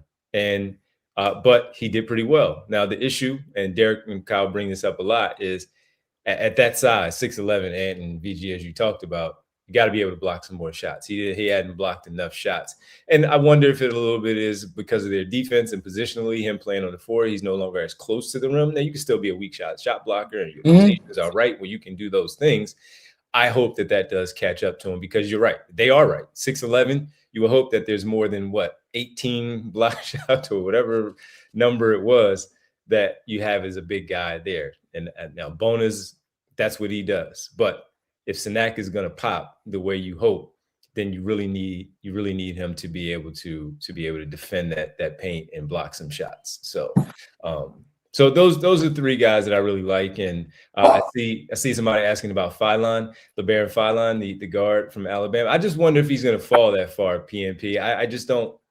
I don't know that he's really going to fall that. I know that sometimes some mock drafts will have him 23 or 6 is passed on him, and maybe I just don't know that he's going to be there. I think he's going to be one that goes in the 20. I mean, in the top 20. I really do. He's really talented. But if they were to get him, he's one that again can fill that role off the bench as a scorer, a ball handler, and be part of the rotation. Yeah, I'm with you. I don't think he's going to be there. I don't. Now, did you see a couple things? One, real quick breaking news from Adam Schefter, by the way. Yeah, why is Schefter? Yeah, I don't know. Listen, I was thinking that too. He's a Michigan guy, Schefter, right? Yeah, so I'm guessing, that's how he got it. But Dusty May leaving Michigan to go coach the Mavericks. So, which is interesting. And then all reports say that the Celtics are all in on Giannis. So I guess what does that mean? Does that mean Jaylen Brown is out? Does that mean Brown is out? There have been reports that teams have been calling and asking about Derek White. If he goes to the Celtics, but they lose Jaylen Brown, wouldn't the whole goal be to try to keep those three as part of? But I know you have to give up something. Is this a multi-team trade that is going to have to be done in order for him to get there? That would be interesting. I mean, that would be interesting. Do the Celtics do they need him? I don't know that they need him because we saw what they already look like. You get a healthy Jason Tatum back. Jaylen Brown had a second-team All-NBA season this year. Yes, they do need to shore up the 5, which was those conversations where you hear about Derek White, maybe Rudy Gobert potentially. They've been asking about him. So that would be something, especially with the Knicks winning. The Celtics saying, you know what, we got passed by. Let's go make sure that we bolster this thing up to try to get our crown back, if you will, for the Boston Celtics. So Celtics and Heat have been the teams that we've heard. Dark horse, the Minnesota Timberwolves, as I just mentioned a little bit. But that would I just kind of felt like he would be in Miami, if anything. But Brad Stevens knows how to do this stuff, man. And if he sees this one as the team that they want to move forward with Giannis, then let's have some fun and let's see how it goes. I'm just tired of the whole thing. Just get it done. Wherever he's going, just go and stop. I know, but the Celtic thing that scares me. As long as here's the thing, though, if I'm them, I want to keep Brown because that's what I'm saying. Yeah, Brown and Giannis go better than Giannis and Tatum. Like honestly, if you're gonna you need more inside outside. Yeah, but I think we've seen enough of Tatum to believe that he can do the outside work too. He doesn't play a lot of but Jalen's better. No, I know, but Brown's more of a. I don't know. I think they're a better fit together. Okay. I like Tatum better than I do Brown personally, but if I'm going to make a move like that, I would obviously try to keep all 3 of them together if I'm going to try to make that noise in the Eastern Conference. Well, who's my guards then? Like if I got Tatum and if I got Tatum and Giannis, because I agree with you. Outside of Giannis, if you just have Jaylen Brown and Tatum, I'm taking Tatum. But in the scope of building a team, who do I got? Keep if Derek White stays, and I'm keeping Derek White. That's one of my guards. Right. Anybody else?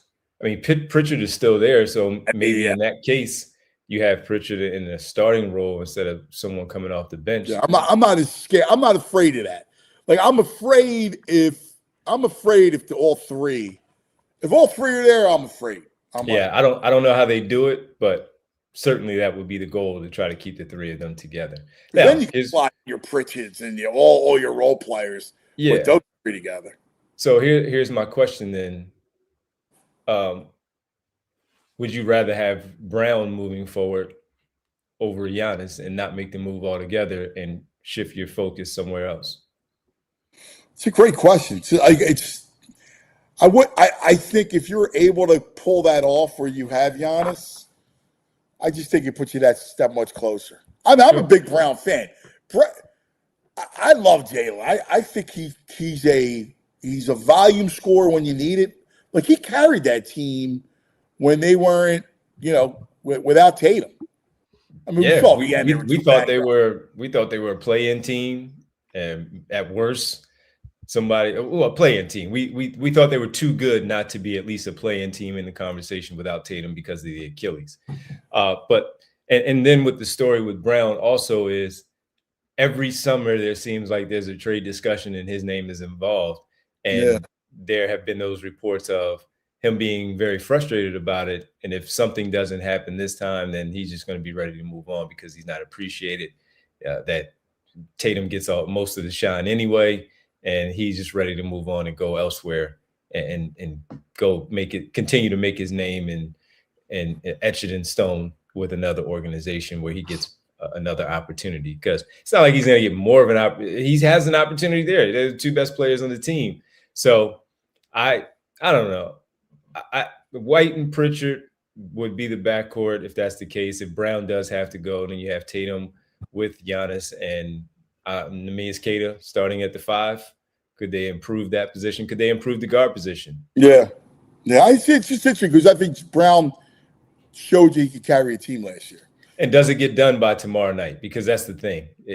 Boston has the 27th pick, so that's not a lot. Miami has the 13th pick, and that would be a big part of the deal. So what else is going on? That's why it has to be a 3-team somewhere where the other teams get involved. Is it Portland that gets back into the mix? Is it the Hawks that we've also heard, even though they just picked up Aaron Wiggins from the Oklahoma City Thunder? So I don't know. It has to be a multi-team trade because Boston 27th overall is not getting you Giannis. There has to be some other stuff from somewhere else, plus some multiple picks, maybe even from Boston. All right, last thing, then we got to roll. But a friend of mine brought this trade up to me, and I almost cried because I was like, I got to actually think about this. But it's Tyrese. It's Maxey to San Antonio.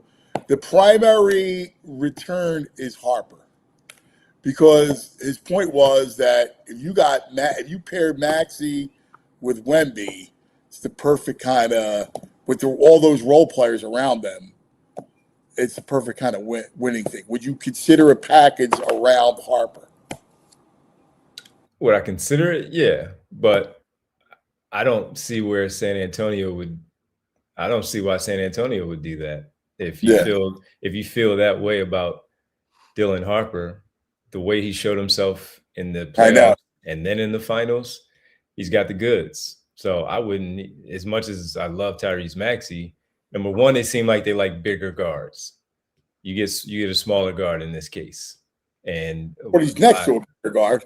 Yeah, he is. But why not keep the two bigger guards when they can? Well, he's a better offensive player. He's a seasoned offensive player that can go drop 30. And on that team, he doesn't have to break his back carrying him. Yeah. I would consider it, but I would consider it obviously because of who Dylan Harper. I mean, shoot, we were talking about can you trade up from 3 to 2 and get him last summer in the draft. Love him. So and I love him too, man. Yeah. It was funny because I had the same reaction as you did. I was like, well, let me make the argument that San Antonio could have Maxey, and here's legit scoring that you need to complement Wemby. Like that would be a nice little fit. Oh yeah, absolutely, yeah. So anyway, good stuff, I mean, man. That's they take Embiid, I'm in. Maxey and Embiid. Well, you got to take the worst contract in the NBA back too. Maxey and Embiid, huh? So you gotta get a lot. You gotta give me a lot back if I'm getting rid of both of those guys. Just give me some cash. You actually think they get something for Embiid? Not right now. No. He showed that he could still do the Embiid stuff, but it's just the gaps in between games played that are the reason why you won't get back what you need back. If they're going to take Embiid, they'll ask you to take De'Aaron Fox. So that's the worst contract in the league right now. Just kicking in. We love you, man. Go Cape Verde. I root this Cape Verde in Just Let's for go. you. I watched the game, and I rooted it just for you, man. I love it. Thank you, man. Appreciate it. It's been fun watching it. Cool story to see all the Cape Verdeans out there celebrating the way that they are, and I hope they can keep this magical run going. As you said, George Mason. Let's just keep it going, man. Keep it going. Be cool. Thanks, brother. We'll see you later on. There he is. Yes, sir. The great See you. Devon Givens. They're gonna be able to get some play. They'll be able to get a player 25. What are they? 25? 23? 22? Yeah, they'll get a player then. What are they? 22? I think they're 22. Sixers are 22. Yeah. I mean, I don't know. I think Zuby and Senek will both be there. I'm good with either one of those. Senek I like a lot. I like Swain. You don't like Swain? I'm okay with Swain. I don't know. He doesn't give me. I want someone who's just going to be like some toughness. I don't know. I want to win. They have no wings. You got no size on the wings. I feel like getting a big guy who can contribute block shots defensively and stuff at 22 is better, easier than getting a wing that's going to have like upside on the offensive side. For what? Like, are you trying to win next year? No. Right now, I'm trying to do better. I'm trying to be better next year. But I have no wings. I got no like legit scoring wings, bigs. Yeah, I don't know if you like find 6'8". that at 22. Who do you got right now? You got Oubre. That's it. Yeah, but who excites you? Isaiah Evans out of Duke? I don't know. Like, I mean, I like Swain. I like Swain a lot. He shot 34%. I don't know. Forget about what God. I mean, it's college. Like they're going to the kid can shoot the ball. He's 6'8". He reminds me of Champagne. Yeah, give me a big. I want a big lunch pail guy. I want a power forward. Block some shots. They can't rebound, man. We got to get some boards. But you're trying to do this now. I'm looking to get talent. Forget about this team that can't rebound. Of course they can't rebound, but that's not the point. I'm not. You're drafted for right now. I'm not doing that. I need to stash. I want to be better right now, and something like Senek's going to be developed. He's going to develop into something. They're not going anywhere. They're not any good.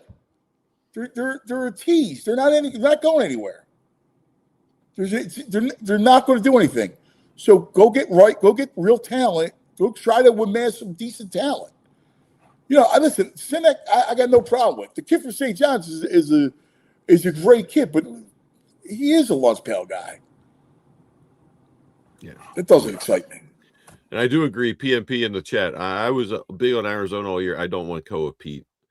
I don't know if he could play at this level. He's slow. His shot's very slow, but he's just slow. I mean, he's young. He's 18 still, maybe 19, maybe developed. I don't know why these kids are coming out. I don't know why he's coming out because he should be a top 10 pick. If he stayed another year, he might be a top 10 pick. He's in the 20s right now. I don't get it. The football guys are smarter. Football guys just take the college money. Yeah. But I mean, I know the money's not comparable. Kids, I'm going take college, stay in college. You get better and you're getting real money. Yeah, someone like Kobe should definitely stay in college.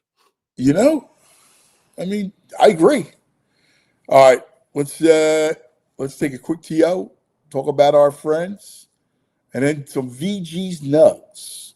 Let's talk about the Bet Park Sportsbook online casino app and Parks Casino. Actually, what a spot.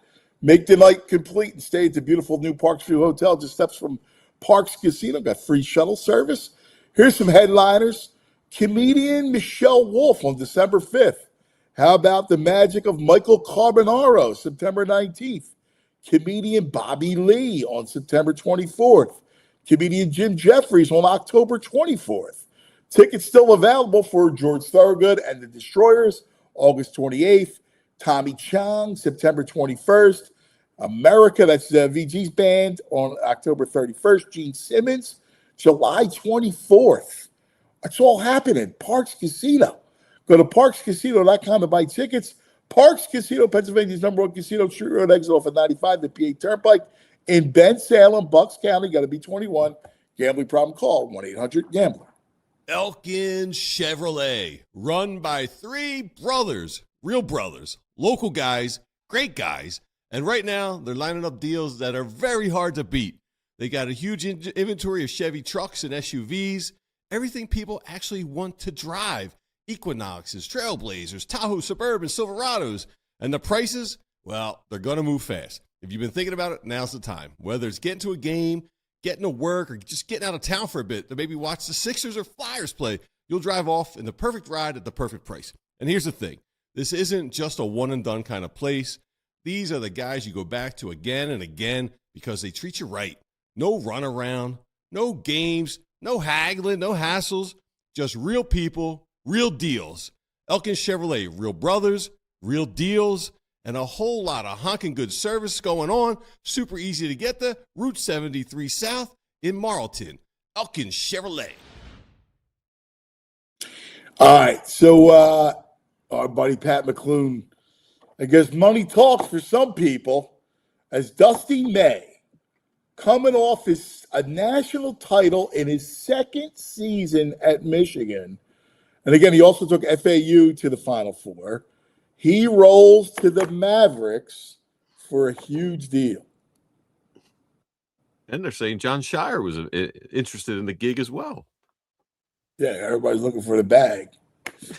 You know what's funny? I don't know if Pat said it was funny because if I had, I want to get Pat's quote right. He said, I guess money talks for some people. If I had $100 million or $200 million, I'd be happier to have a job I like for less money. The only problem is college like that anymore because you still got to worry about portals and NIL budgets and who knows. Now again, it's Michigan, so you're good. But is that great? Is that would you rather be in Michigan or with the Mavericks? I'd rather be with the Mavericks right now. It's too much with the portal. They until those rules change, there's too much stress, man. You're just recruiting the whole time. There's never a break from it. Well, you're recruiting your own players is the problem, and the issue is. Well, yeah, and then you also it impacts the way you coach, right? Of Like course. it impacts like the fact that how you coach. It impacts the whole thing. Like, am I going to be too hard on this kid? Because I'm too hard on the kid. The kid's going to want to cry and go and leave. Right. They got no leverage. Before it was like, go leave somewhere. You want to sit out for a year? You can't do that now. Like you can't.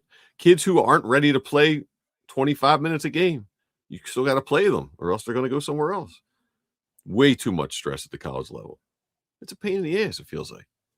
I know. And then you go to the NBA and, listen, it's a long season, but I mean, you're 4-star, 5-star hotels and starters on like the road. They're not on the road driving like a car salesman, like a vacuum salesman. Right. You're 4 seasons every night and Yeah. great dinners and, whatever. Everything's done for you. By the way, if it doesn't work out, you got enough money. Who cares? Right. Go coach high school. It used to crack me up. Larry Brown used to say he used to romanticize about coaching. What did he want to coach? It was like I want to coach Lower Marion type of thing. He wanted to coach basketball, high school basketball. And it's like, well, you should have. But you like guys say that, but they don't mean it. Did he do it at some point though? Did he go back and do it? Did he? You know what? I feel like Larry might have gone back and done. Did he coach his kid? I remember him saying he wanted to do that. Larry, did he coach high school? I don't know if he coached his own kid, maybe. I know he used to go to Villanova. Let's see where Larry Brown. Let's see. He never held. Yeah. No. Wow. No. I remember him telling me. We went to some. I was doing a story on him for like Philly Mag. Yeah. So he and I went to a bagel shop on the main line, right? Oh, nice. And we had a breakfast for like 3 hours we spent. And he was telling me all about like romanticizing. I want to coach. I'm a teacher, basketball, and everything. Sure, I write this beautiful, 5,000 word essay on him. Yeah. He got mad at me because the headline was "Line in Winter," and basically called him old. The headline. It's like, well, like, yo, dude, you are old. Like, whatever. Like, it's all right. You can be the Line in Winter. Doesn't mean you're like. Did you read the story? You're drawing attention to it, though. That's what he's probably like. You're drawing attention. I know I'm old, but we had to draw attention to it. It was the headline, Line in Winter, though. I mean, that's a beautiful headline. Yeah. Was that your headline, or did you have an editor? No, they wrote it. They wrote that. I wrote the piece. They did the headline. Did you ever have headlines that drove you crazy? A couple times. I mean, listen, I work for the Post, so their headlines were crazy. Like some things I ignore it. I always say I don't write the headlines. All right. So did you read the story? I always say the same thing. Read the story. I wrote the story. Read the story. I didn't write the headlines. We don't write headlines. We just write the story. How is that though, as a writer? Like, did it take you a while to get used to that? Like, you have this story and then someone else kind of puts a title on it or a headline for it? That's the way newspapers were. They always were. So I only knew that. Like, even at Temple? They have headline people at Temple? Temple. Didn't you write at Temple? Yeah, but I mean, yeah, but like that, yeah, but you create your own headlines there? I don't think, maybe. I don't. I would think I'd be like, yeah, I could do better headline than this. I could do better on these guys. Oh, I used to think of like that all the time, but I mean, it's not done that way. So in newspapers and magazines, it was always up to the desk. That's what they did. Like, they wrote the headlines. Remember, back then it was, you had to lay the paper out. Like, it was, right. And it was, point, like what the font was and the size of the story. Like, they had to lay the thing out. So it was a whole big sign.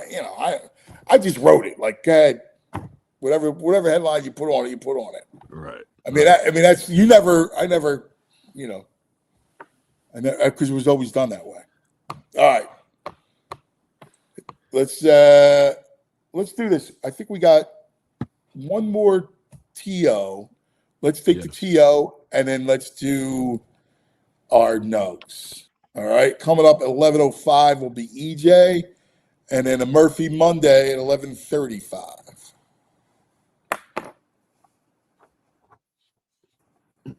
All right, a quick timeout we're doing, and this one's worth hearing. TrueMark Credit Union just rolled out their new momentum checking, and it's built for everyday life. You got no big bounce requirements, no hoops, no confusing tiers, just rewards for how you already bank. Use your debit card. You can earn rewards on everyday purchases. You also get an ATM fee reimbursements, which are key because those things, they pile up those fees. You get access to a high yield savings option when you complete a few simple activities. And right now, there's a $250 bonus when you open a new momentum checking account and meet the qualifications. You get more perks, less hassle, and that's a total win.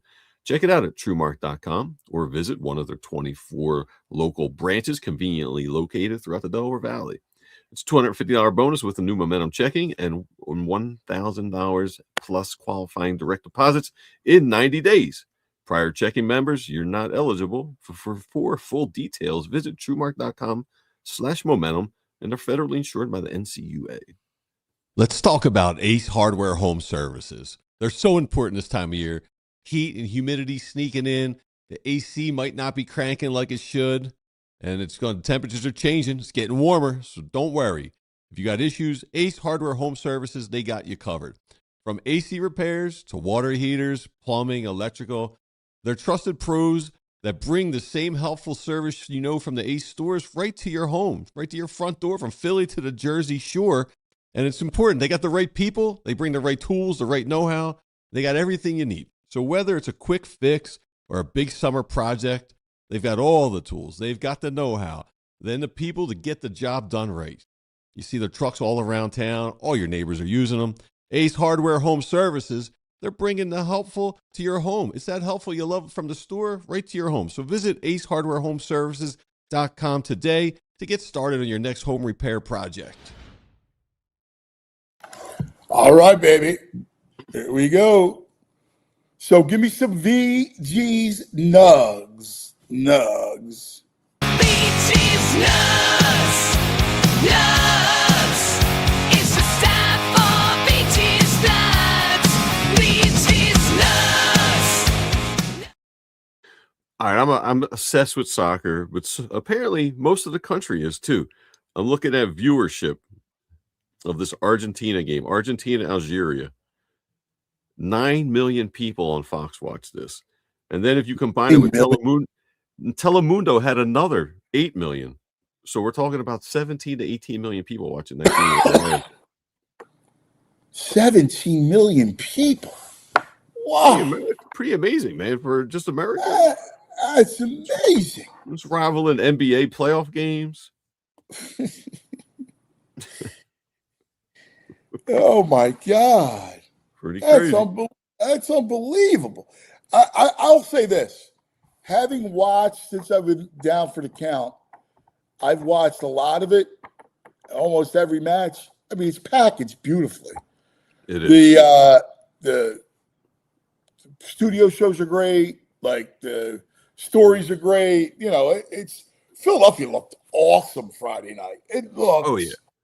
I mean, the Brazilians, like, it looked. The Team USA match was incredible. But it's cool. Yesterday, I was a afternoon drinking like 6 o'clock. I heard there was a woman at the bar. She's like, hey, we're going to settle up. We hear the French are gathering over at the art museum. We're going to go over and hang out with them. So like every team, when their fans come, they just go to the art museum, gather, take it over. How cool is that? It's great, man. I mean, we got it tonight. We got France and Mbappe in town. Like, you know, I mean, you know, it's another one like Jordan coming to town. You know what I mean? Yep. Like they're interesting. I will say this. It's a fascinating culture, right? The soccer culture? Yeah. It's interesting. It's fun. I mean, I'll be honest with you. Like, I've been really enjoying it, but you know, I'm still partial like to football, right? Like, I still like our football culture like way better. Way better? Yeah. I don't know. It's fun. I like. Like, I can tell you, I like the singing. I think you're swayed. I think this has been pretty fun right now. We still got like 3 Like, weeks to go. you're into this. Like, you know, listen, it's awesome. Like, I'm loving I watched every match, but like the game itself is still, it pales to football. Like, it's just not close. I'm sorry. Like I'm not taking a shot because I appreciate the sport and I like it, and you know, the whole thing, and I'll watch it. But it's not football. All right. None of it's football. Like the cultural, this is the World Cup, right? So there's nothing like this where the whole world is in on one sport. Mm-hmm. Nothing. Basketball is the closest other thing. But there's nothing like where you have the entire world competing at one time. Like, that's like incredible. Yeah, like every game's got probably 100 million people across the world. Right. Like, you got countries. At least. So like you know, it's the Olympics, but it's even more. It's more. What's the word? It's more condensed because it's not a million events. It's one event, right? Right. And so it's more condensed. It's awesome spectacle. World Cup is it's unlike anything else. But as far as the game itself is concerned, it still pales to football. I think I agree. You're never going to be swayed, but once the knockout round starts, it gets more intense. I mean, I've experienced it, but like, you know, every time you experience it, it gets better and more interesting and the whole thing. But you know, I'm still like, give me Falcons, give me Falcons Colts. Falcons Cardinals, get out of here. All right, everyone's in love with the Tartan Army, so they left Boston. Yeah, it went to Dallas.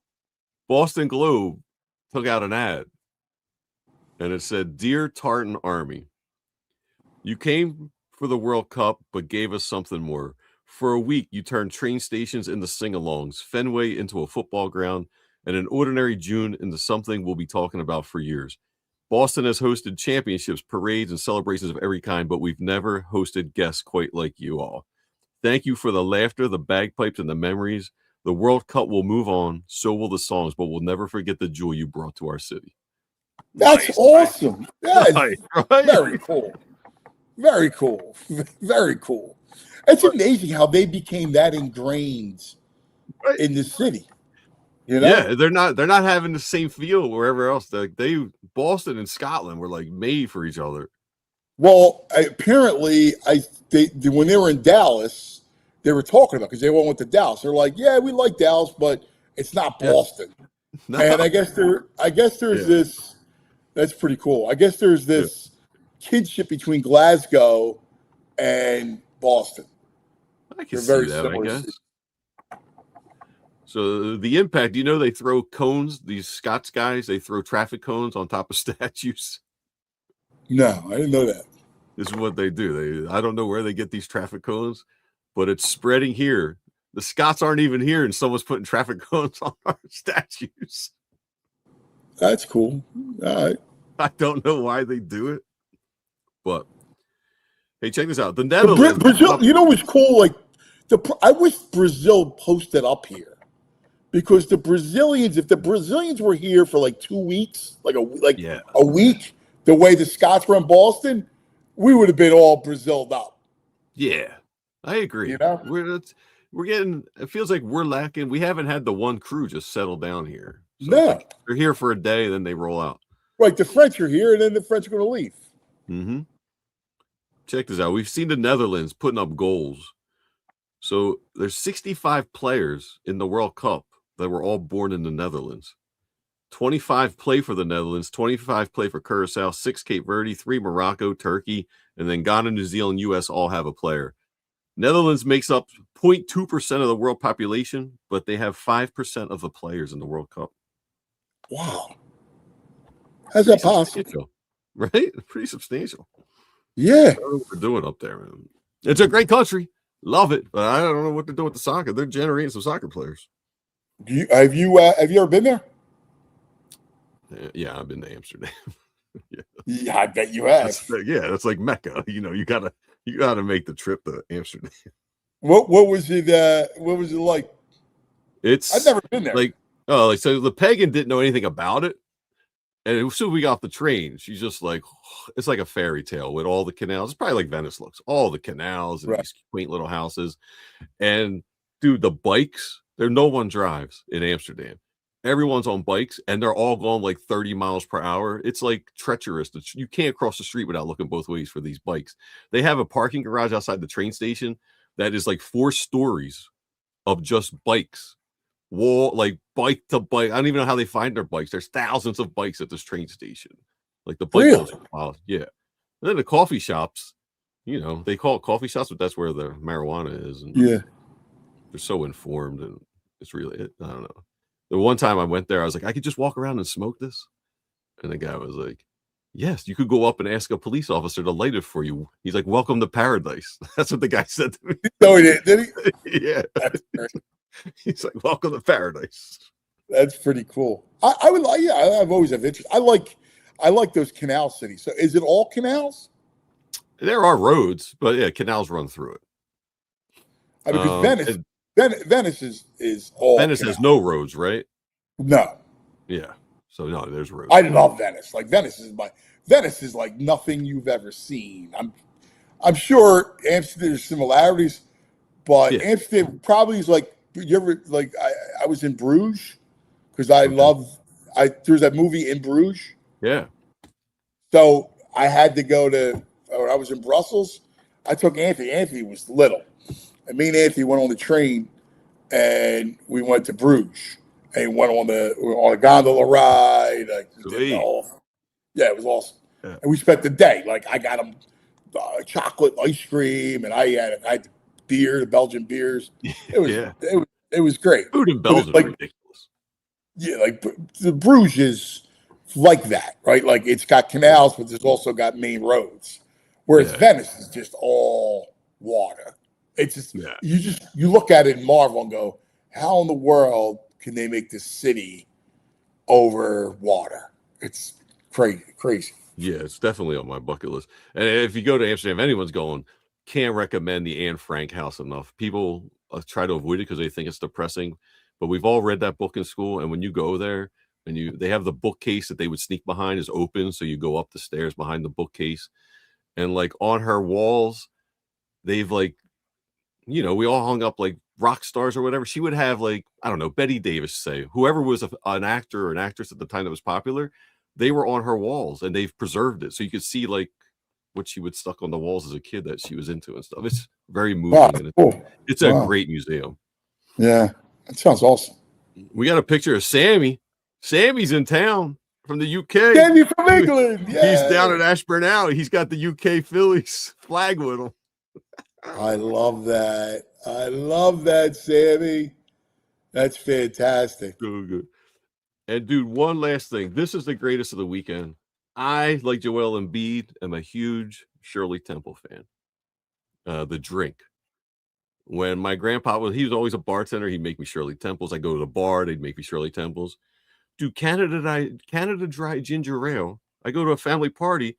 They got this with a cherry fruit splash in it, in the can. So it's ginger ale and it tastes like a Shirley Temple. It's like one of the greatest inventions ever, dude, in a can.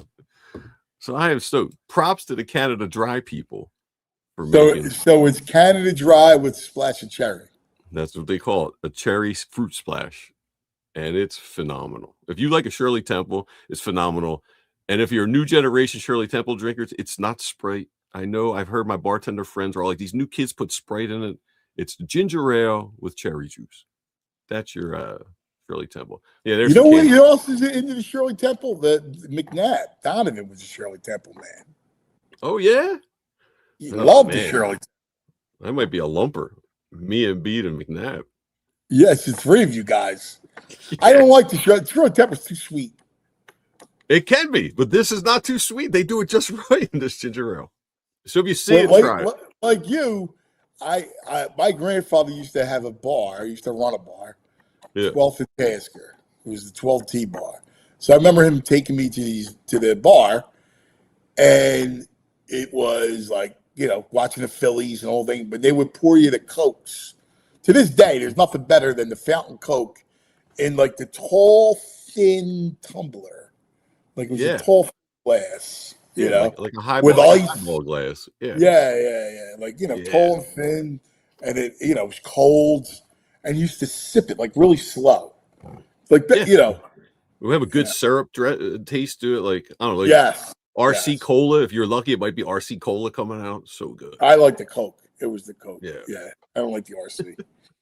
All right. We got plenty to do. EJ coming up next.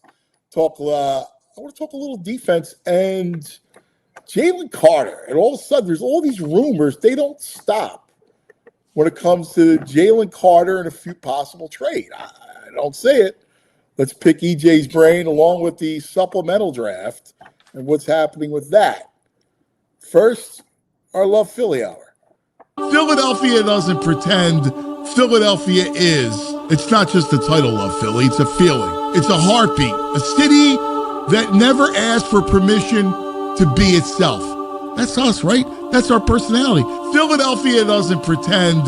Philadelphia is. And now in 2026, the world comes back to Philadelphia. Not just to remember, but to celebrate. The show isn't just about what's happening. It's about who we are while it's happening.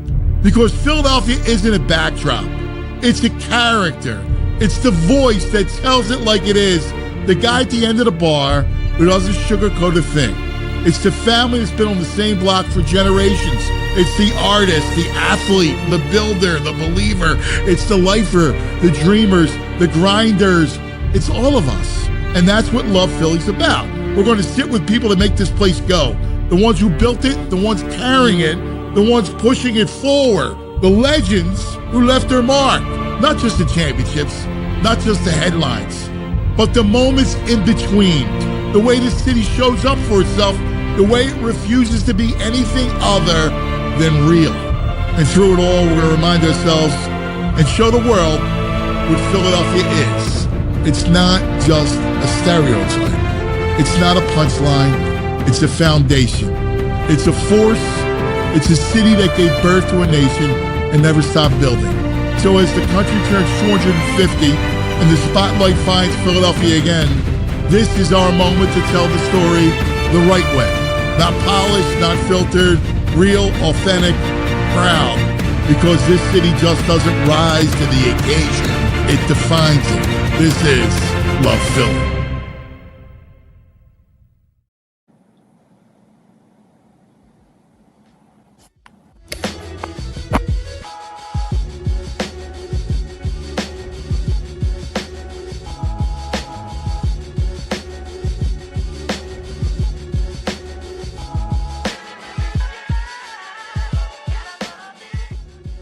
Love Philly, Detroit, brought to us by Wawa. Wawa loves Philly. We love Wawa.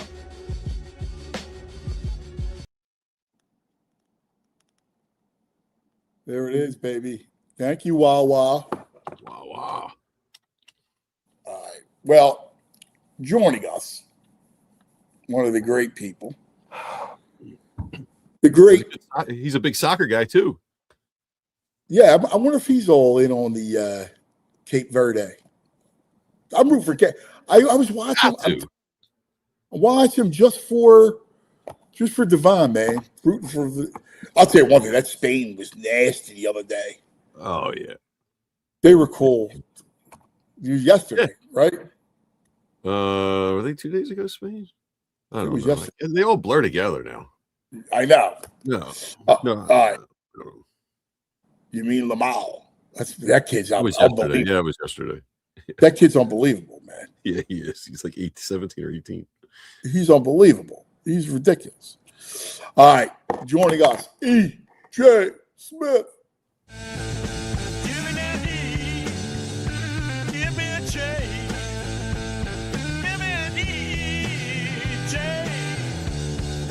Give me that E.J. Smith. There he is, the great E.J. Smith joining us. Have you been enjoying the World Cup, buddy? Oh, my God. I mean, I have been loving the World Cup. You mentioned Cape Verde. Like, the thing with them, I said this before the tournament started. The thing that's special about the World Cup isn't just seeing, like, the best teams in the world play against each other in this high-stakes tournament.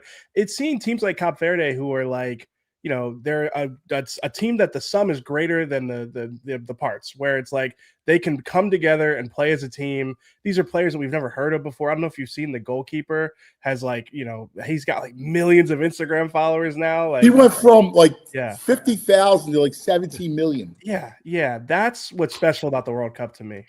It's the combination of the two things. So yeah, I've been enjoying it.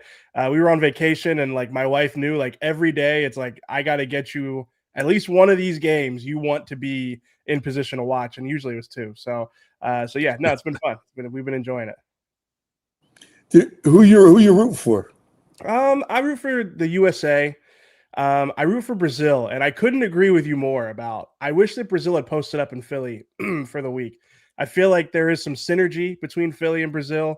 Like they would have been eating cheesesteaks, they would have been going out and having a good time, going on the Rocky Steps in the Art Museum. So yeah, I've been enjoying the Brazil games, but generally, I just enjoying the tournament. I know. It was funny. I was hoping if they posted up here, it would have been awesome. Like you would, because that's hard. I'm jealous of the relationship. Yeah. That Spartan Army had with Boston. Like yeah. We just didn't have anybody kind of here for the whole time. Yeah, I think Brazil would have been the one that would have really worked too. I think there's like some synergy there. So maybe they'll be back for the knockout stages. I still like Brazil to make a run. I think they're they're not as good as they usually are, but I like them as a team. I feel like they could, and they have if they take care of business in the group stage, they should have an easier path to the final. So I think we'll be seeing more of them. So let me ask you a question. It was brought to Zidane. He's the best. Yeah, he's great, man. Yeah. So they asked him a question, and they said, "Can the USA win the World Cup? Is it preposterous to think they can win?" He said, "Yes, they can win it." They can. in the sense like there's what, maybe 10 teams, a dozen teams that could win the World Cup. It's going to be hard. I mean, the way that they've played has been impressive. It's been really impressive, but I want to see them do it against, one of the big boys, because they've been able to answer questions against like the teams that are going to play a certain way against them. Like they have handled being the protagonist in these games. I want to see what they do when they're up against a team that can keep the ball and control the game before I want to go all in on it. But they've been really fun to watch. Like, I'm not trying to take away from what they've done. It has been, I watch them play regularly, and they don't play like this normally, where they've got this confidence and this swagger. So it's been great to watch. And I'm not saying they can't make a run, but I think that there are some questions left to answer in terms of actually. Is the group teams? Is it like a too light of a group? Is that it? It's not a light group. It's just like, it's like any sport. Like, styles make fights, and they've played teams where they are going to be able to dictate a lot of the terms and how the match goes. And when you're playing against Spain, or you're playing against Brazil, you're playing against one of these teams that's going to want to have the ball and control the game. That's going to ask you a different set of questions that they haven't really answered yet. So again, they've been able to do that because they're talented and they've looked great. And I could see them making a run. But yeah, I just want to see what it looks like against a team that's going to say, like, no, we're not going to let you have the ball. We're not trying to counterattack against you. We want to control the game, and they're going to have to respond to those types of teams next. Yeah, it's interesting. When they said it, when he said that, I was, all right, like, I mean, it wasn't like hyperbole. It was like, yeah, they got to, yes. Yeah, they have an easy. Well, right now it's projected that they might have an easier path through the knockout stages. If you told me that in a week or two time, they played like let's say like they played like the Netherlands or something, right? And you told me that the U.S. came out and they were organized and they didn't have much of the ball, but they were lethal on the counterattack, and they could win a game 1-0 or 2-1 against a really good team, then I'm all in, because I've seen them do it against the teams where they can kind of dictate.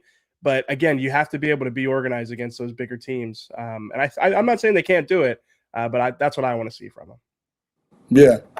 So we were having this conversation. You'd be great to talk to about, because like it's all like being sick and stuck in the house for the last 4 days. I watch almost every match. Like, you just have it on, and it's awesome. It's great. It's great. I mean, the packaging is great. Like, everything about it is highly entertaining. The only thing is, it's not football. Like the game's good. The game's good. Yeah. But it's not football. Like, it's just not. It pales when it comes to football. I mean, we grew up watching football. I'm sympathetic to that argument. I have a weak spot for soccer. Like, as you could probably tell. I'm not denigrating it at all. I think it's fun. But I'm enjoying the hell out of it. Imagine if you had spent your whole life watching it, and the way that you and I talk about football, all of us, the way that we the way we watch football is analytical. Like, we are enjoying the chess match that's playing out on the field. Imagine if you knew all that about soccer, you'd enjoy it more. I think that's probably why. And I've gotten into that. Yeah. Without a doubt, when you talk about styles makes fight, I know exactly what you're talking about. The counterattack, formations. Like, I studied, I read up a lot, like what teams are playing, what styles, and what formations, because that chess match interests me. So the whole thing, I'm with you, but again, it goes down. It might be as simple and as elementary as using your hands, right? It's football, man.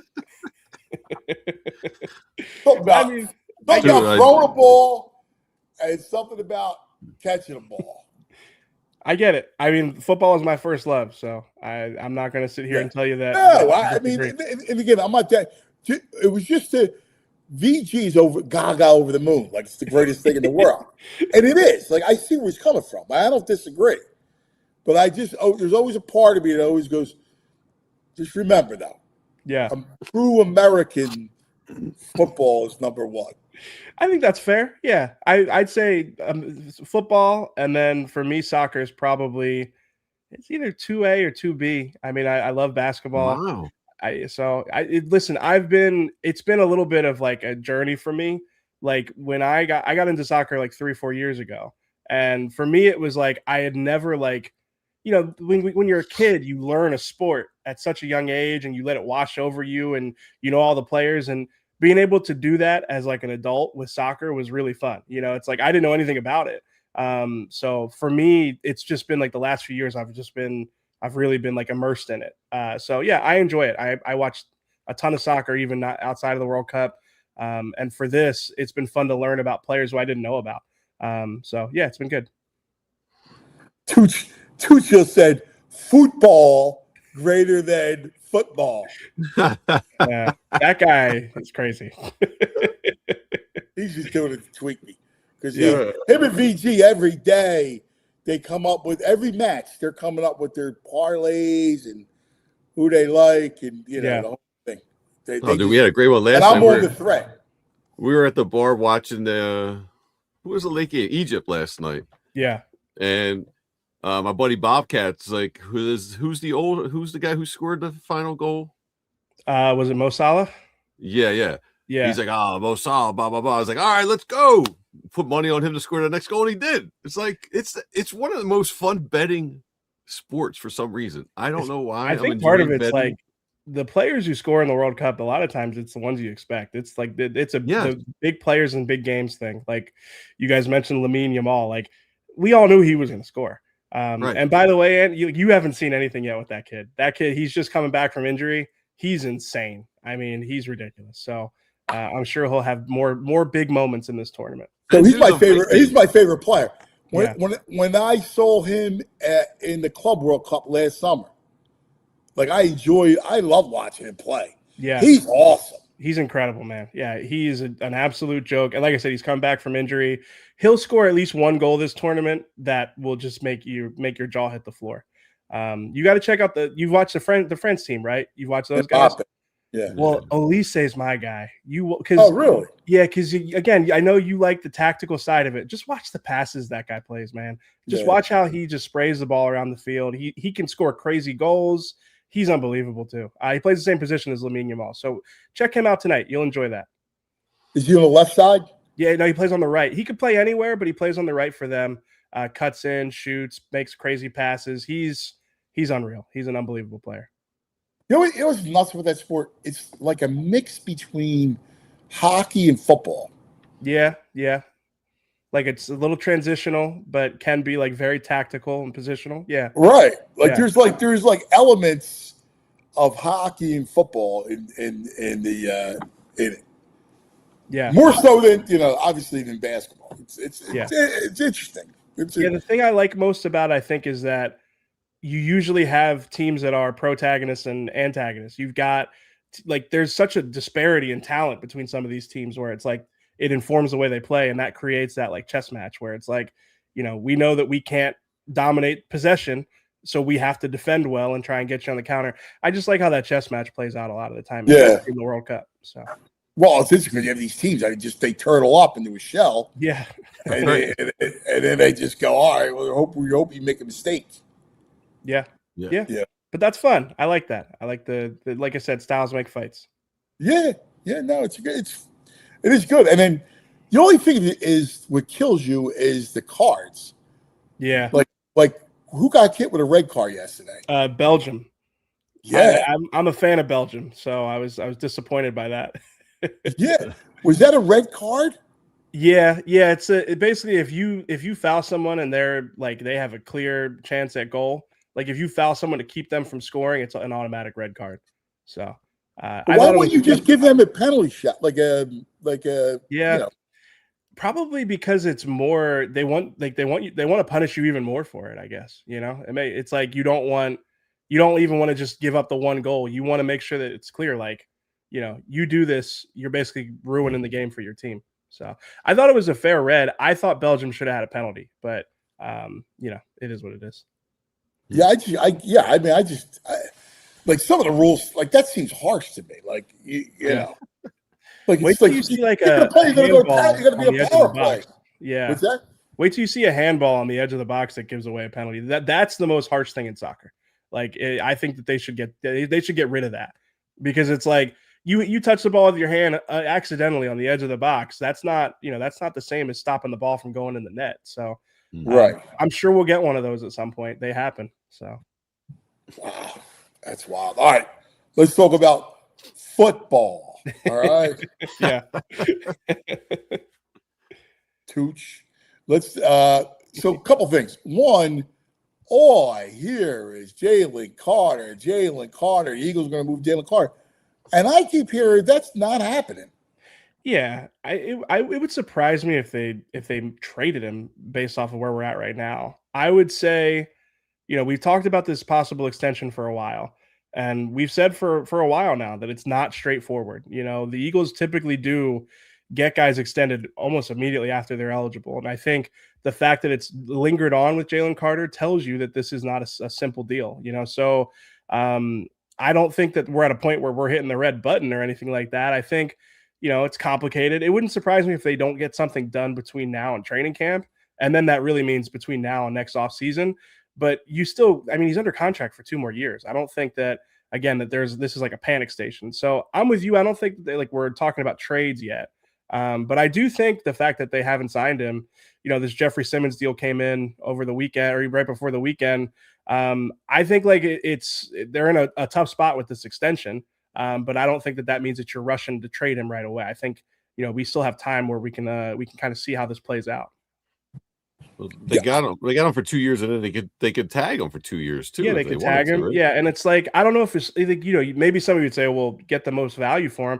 I don't think his value changes between now and next offseason. If he had a really bad year, even, I still think he's going to have value as a trade asset, and that's if you can't figure out an extension between now and next offseason.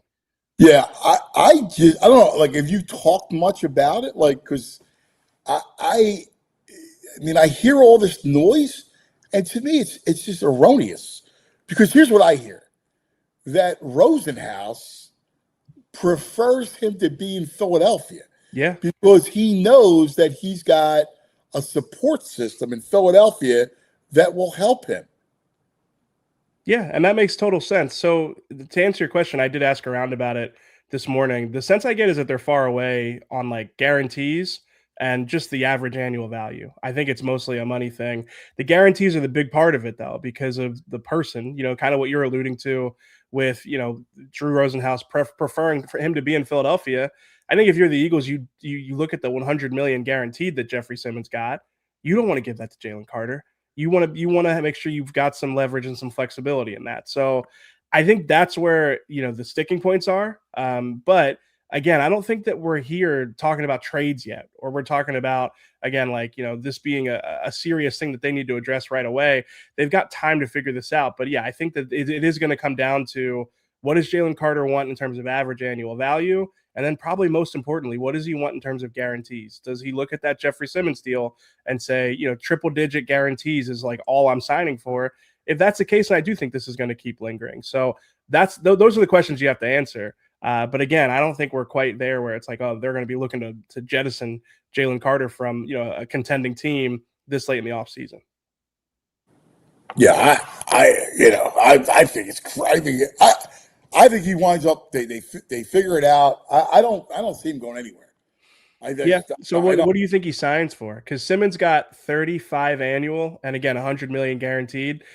I feel like the Eagles, maybe you give him the annual, but the guaranteed is where I think you probably find it out. All kinds of safety valves in that thing. Yeah, yeah, and everybody knows the deal. Everybody knows the deal when it comes to him. He can be a menace, but the same things that make him a menace is what also makes him a risk.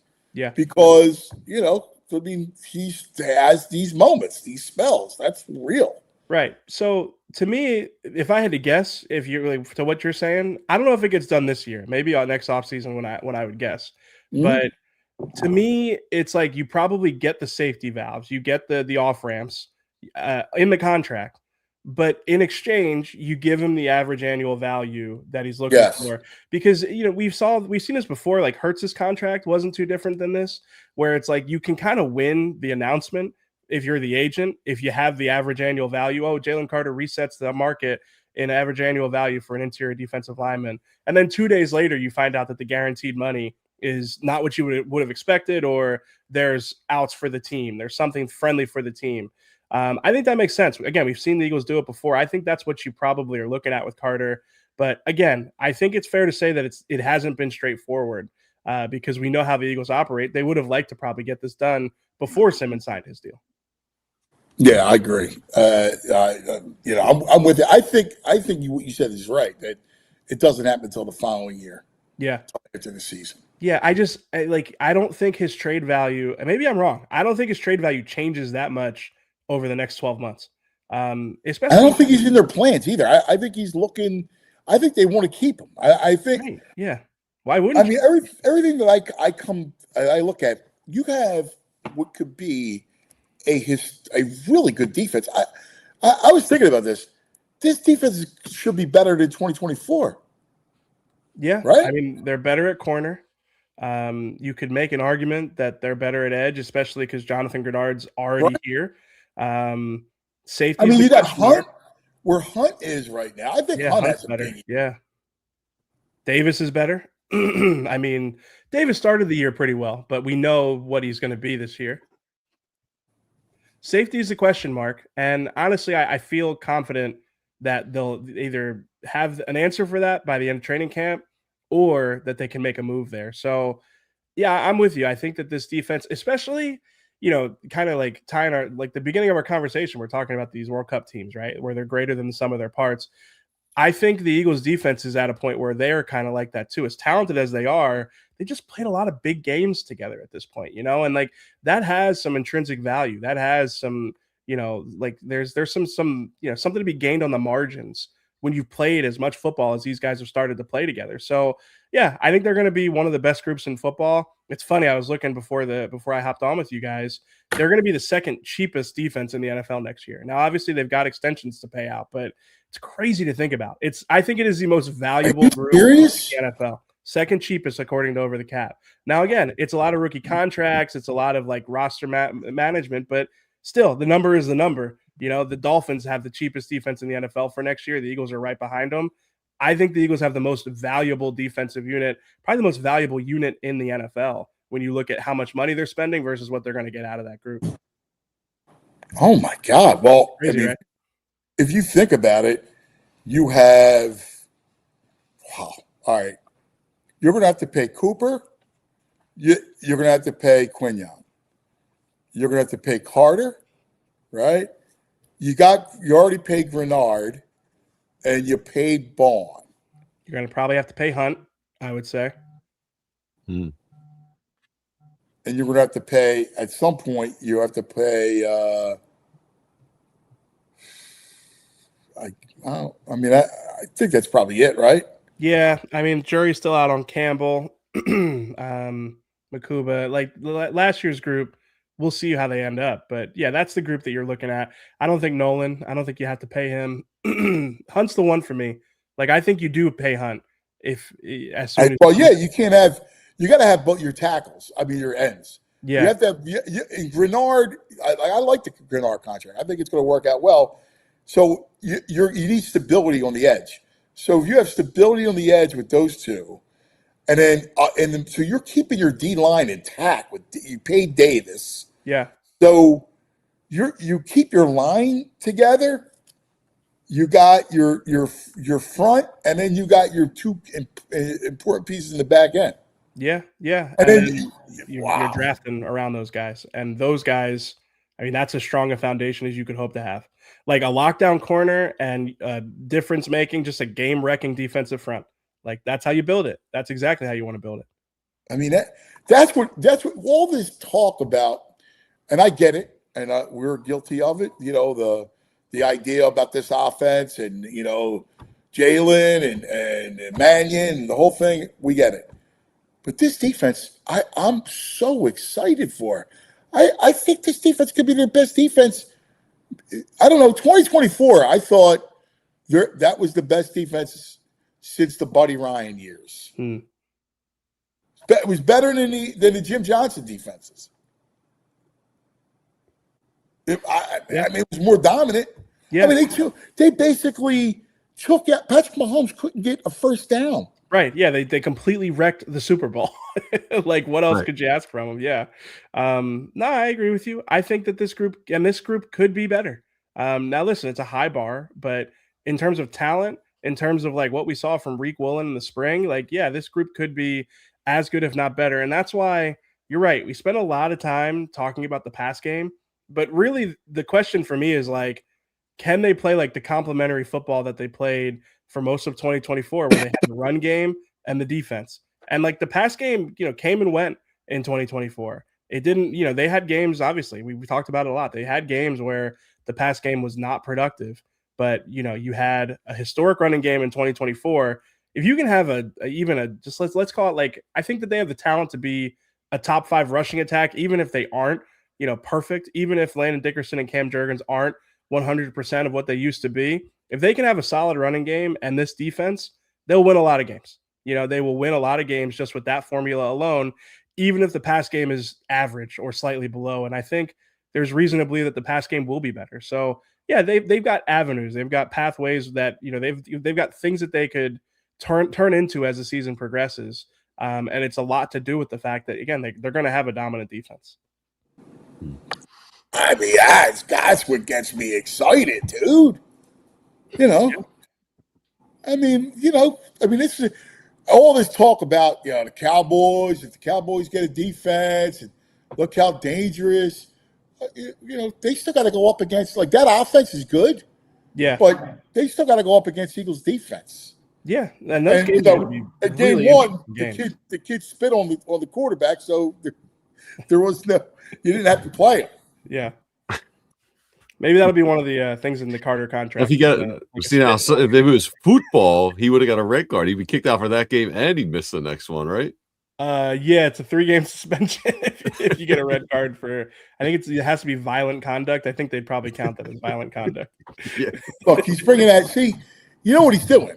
Like, he knows that I can't wait for football, and he's got it tweaked. That's what he's doing.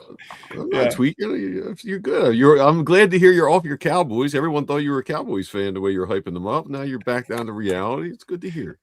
Those Cowboys-Eagles games are going to be great. I mean, it's going to be, probably one of, if not the best defense against one of, if not the best offense in the NFL. I mean, that's my happy place, man. Yeah. I mean, Eagles, Cowboys. You know what they can learn, though? The NFL can learn no commercial breaks. This is great not having commercial breaks. I mean, come on. You got to admit that. Just have the advertisements somewhere in the background in the corner. Just let us go. No commercial breaks is prime sports viewing. Yeah, see, you know what? You're right. I mean, you're right. And having just and I guess people are upset by the hydration break. Yeah, they're upset about the one commercial break that they do have. Yeah, it's a slippery slope. It's coming. Yeah, but for us, it's like, all right, well, like hockey's the same way, though. You get the TV timeout, Yeah, overtime. I don't mind the hydration break. I think it's fine. I get it's not what they're used to, but I think it's fine. I think it makes sense. It's ridiculous in a dome. They're doing hydration breaks in domes. I guess. Well, you got to be uniform. You got to listen. You got to let them have their commercials. It's a big deal. Yeah. You're not going to have football. The only thing that bothers me about our football is score, commercial, kickoff, commercial. Yeah. Yes. That's it. That's overdone. Yep, I completely agree. Amen. Yeah, the anticlimax of like the game starting and then it's the kickoff and it's like, all right, let's go to commercial. Yeah, I don't like that. Yeah, I agree. I agree. EJ, great stuff as always, my brother. You're the best. Appreciate you guys. Get me on to talk soccer again. I could do that. I enjoy that. We'll do it later in the week. Yeah, you know where to find me. Yeah. I'm back from vacation all summer. You know where to find me. Where'd you go? We went to Sedona, Arizona. Penguin's trying to get me to go there. What you think? It was amazing. It was amazing. Yeah. Yeah, it's beautiful. We were at Yosemite the year before, and it reminds me a lot of Yosemite in that, like, it doesn't matter where you go or where you look, it's just always so beautiful. You're just looking at different mountains. Good hiking out there, good food. So yeah, we had a good time. We were out there in Arizona. We spent a couple days in Phoenix. It was hot in Phoenix, but we got through it. It was a baby moon. It was a fun trip. Our last trip before the baby comes. So. Good man. That's good. That's awesome. Yeah, but I'm back now. I want to talk football and football. So hit me up. I love it. We do a football Friday. We got Norway, France. You can break down Norway, France. Oh, I'd love that. Yeah, probably the two of the three best strikers in the world in that game. So yeah. I like striking Viking. He looks like the Vikings. He does. The way that guy runs is terrifying. Yeah, he might be my favorite player. Him and Yamal. Yeah, I think that kid Erling Haaland, he could play tight end. If he grew up in America, he'd be a very good tight end. Oh, was he 6'5"? He's like 6'5". He's probably like 215 because those soccer players are so skinny. But if he grew up in America, he'd be like 6'5", 240. He'd either be rushing the quarterback or playing tight end. He might be like Crosby. Yeah, I would say they might have put him on the edge. He'd be like Max, coming off the edge. Sammy Kane saying Harry Kane's the best. Harry Kane's the best. Mbappe and Haaland are probably 2 and 3. So yeah, I'm with Sammy there. Shout out to Sammy. Sammy, come in this week, Sammy. Yeah. I'm out on Kane. I don't like Kane. He doesn't look like it. He doesn't look like a stud. He does not look like an athlete, but he is unbelievably. They call it clinical when you just like every time you shoot the ball, it's in the corner. And that's listen, but I prefer Messi. I get that. Yeah, different types of players, though. Yeah. Messi's cool. Like this doesn't get cooler than Messi. I mean, he's the GOAT. So he's like Jordan, man. Yeah, he's got that air about him for sure. Yes. Yeah. That was the greatest one. Everybody else was having their day, and then he comes out. And it seems like he's a great teammate too, which is really cool. Like it doesn't seem like he takes himself too seriously or anything like that. So yeah, it's fun to watch. Yeah, it's good watch stuff. him tonight. All right, buddy, you're the man. All right, guys. Yep. Thanks, talk to you soon. See you later. Here he is, the great E.J. Smith. Coming up. Oh, the Murph. Oh, I love the Murph. Murphy Monday.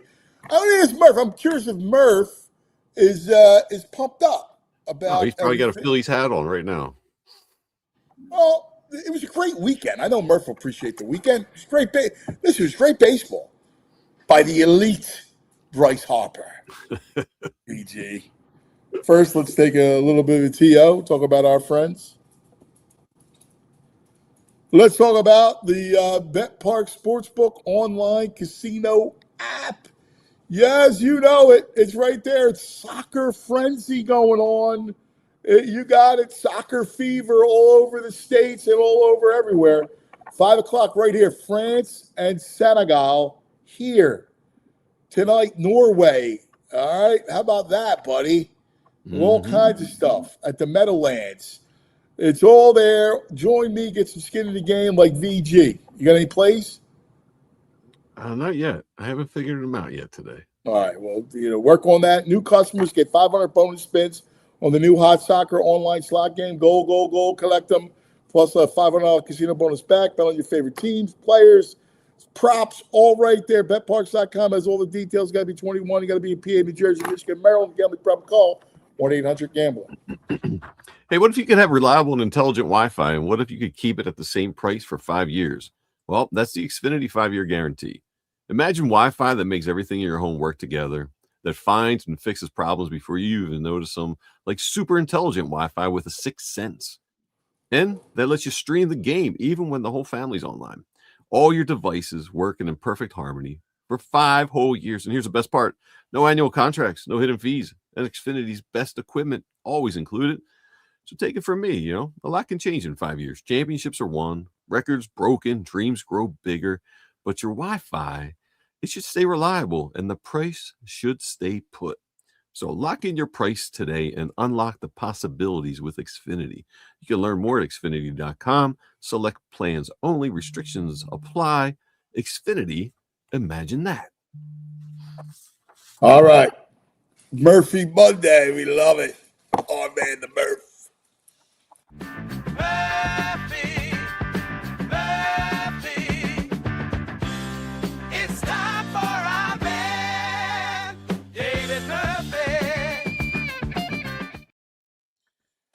intro's so good with the newspaper. You got to go. It's really good, BG. Thanks. Thank you. Gets me fired up. Talk to him.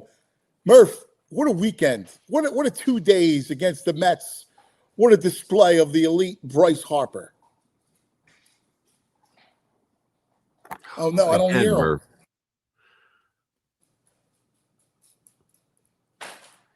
How about now?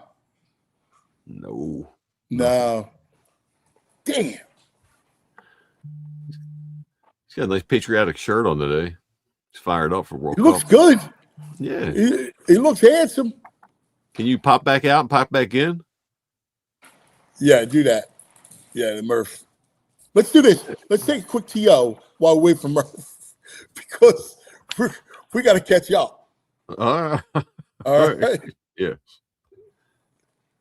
Hey, you know the feeling when you just need a quick reset, but you don't feel like dealing with airports, long drives, overcomplicated travel plans? That's why Montgomery County, Pennsylvania is such a great getaway spot for Philly area travelers. It's got a little bit of everything. They got some history, shopping, entertainment, outdoor adventure, and great food. And it's all just outside the city. You can spend the day exploring Valley Forge National Historic Park. You can hit the shops at King Prussia Mall, check out live entertainment, or explore some of the amazing small towns and hidden gems throughout Montgomery County. And with America celebrating 250 years this summer, there's never been a better time to experience the history and stories that helped shape this country. Whether it's a couple's trip, family weekend, sports road trip, or just a chance to unplug for a few days, Montgomery County makes it easy to get away without going far. So plan your trip, book your stay, and start your retreat today at valleyforge.org. You know it's officially summer when Hoagie Fest comes back to Wawa. I got to ask you, what's your Wawa order? Mine, I'm going classic Italian. I love my Wawa hoagies. Hoagie Fest is back this year, bringing even more value to the table. Right now, you get a shorty hoagie, wrap, or chicken sandwich, plus a bag of Hers chips and a small fountain drink for $6. You're extra hungry? It's only $8 for a classic meal. Whether you're grabbing lunch between meetings, fueling up before a game, or making a quick stop on a summer road trip, it's an easy, delicious meal at a great price. I love it. We stop on the way to baseball. Hoagie Fest, fuel up after, between games. Big flavor, great value, same Hoagie Fest energy we all know and love. But it's only here for a limited time, so get it while you can. Hoagie Fest is back at Wawa. Gotta have Wawa. All right, let's see. We got him. We're here. Yeah. We're here. Yeah. That was my fault. So what do you think? User error. I think look, man, I think Bryce Harper's having exactly the season that I expected out of him. He's been so consistent during his time here that I think we sometimes forget, and Schwarber's been so great. I think we forget how high his ceiling can still be, he just hasn't hit home runs like this really since he's been here. He had 21, I think, in 2024 before the break. But otherwise, 17 is right now is the most since 2018. And I think that's look, it totally changes the game when you've got two guys, hitting at a MVP level, and that's exactly what Schwarber and Harper are doing. How about that, brother? Listen to Murph. Great. It's great. Listen to Murph. I enjoy when they're hitting like this. It's a blast, right? Like when the two of them can carry you. Listen, Saturday night that was big. You lose Thursday, you're off Friday. You come back, you beat them up on Saturday, and you come back on Sunday Night Baseball, and you beat Peterson, one of those lefties that has given you problems in the past. Yeah, it's crazy. This is just I don't know if this is true, but I feel like both of those guys have just hit nonstop all season. They're both kind of prone, and really all hitters are, especially at that level and at that level of power. They're kind of prone to these. They'll have a torrid hot stretch and then followed up, with a couple down weeks. It's been pedal to the metal really for both of these guys all season. At least that's how it has seemed to me. I don't know if the actual game logs back that up, but yeah, I mean, look, they have 5 guys in the lineup right now that are like 20% or more below major league average in terms of OPS, and the fact that they're winning at a 115 game clip right now, since Mattingly took over, that just goes to show you, A, obviously how good the starting pitching is, but B, just how good these two have been, because they've really just carried they've really carried this thing. They have. And then, when you got Wheeler and Sanchez and then Luzardo and what Luzardo's doing, it brings us back to the big conversation, because all conversations lead to October. And then, I'm resigned to the fact that I go, hey, as long as you got Wheeler and Sanchez, if those two can, imagine if you have a hot Schwarber, because he was not hot in the playoffs the last 2 years. All of a sudden, if he's hitting for power or Harper's carrying him, that's enough to make you win a series. Yeah, it is. I mean, I guess I would say, yeah. If put it this way, it doesn't matter how flawed the Phillies are.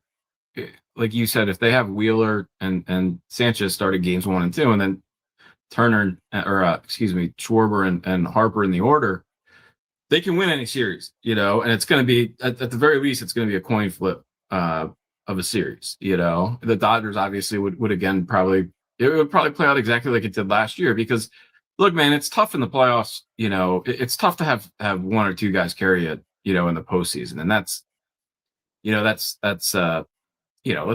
not think too far ahead, because it's just going to get us down. But yeah, I mean, you can easily pitch around guys, in the postseason. The level of pitching is higher. Yeah. But yes, I think that, but can they carry them to 95 or 96 wins again? I think absolutely. It's just remarkable how close they are to the Braves right now, all things considered. And what's remarkable is, again, the lineup itself has not been all that much better under Mattingly. It's just been Harper and Turner, or Harper. Why do I keep saying Trey Turner? I think I'm trying to speak it into existence. Will it? Harper and Schwarber are just, it's just been them, and yeah, a little Brandon Marsh, but otherwise, I mean, Justin Crawford way below hopes, Bryce Stott below hopes. He led the league in RBIs the month of June so far, I think. So Bohm's had a nice month. Yeah, Bohm's been about now probably median what you would expect. But Real Muto, again, I think all these guys, frankly, have been exactly what we probably should have expected. But they've been well below what the hope was. Put it this way, for this lineup to be anything other than what it's always been, somebody was going to have to be something other than what they've always been, and they just haven't gotten that really from anybody. Marsh slightly, but even Marsh, his numbers are actually kind of similar to what they were a couple of years ago, with a little better batting average. So yeah, I mean, it's really, this 115 game pace is totally powered by Schwarber, and I mean, they've got 41 home runs between them. It's great. It's great to watch. So ultimately, do you get a weekend like this? Does that pump you up, or you just go, I mean, it's a long season. We know where they're at, and there's really not much they can do anyway. No, I mean, I think at this point, it's yeah. I mean, look, the Harper Schwarber game a couple nights ago. How does that not pump you up? But no, I think actually it's I don't know. I don't know if I've gotten to a point where I could say, I just think back to that 2008 team, the 2010 team, really 10, 11. There were nights where most nights it was fun to watch them play baseball. Where it was just part of that was they were playing in the NL East was just brutal.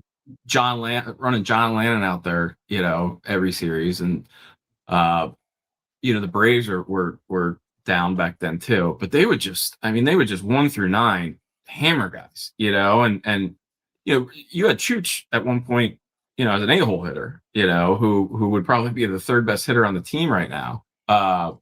So I think that's you got to have that. You got to have at least 1 through 7, or at least these days 1 through 8, in order to like really get to that. Like, oh man, this is a fun lineup to watch.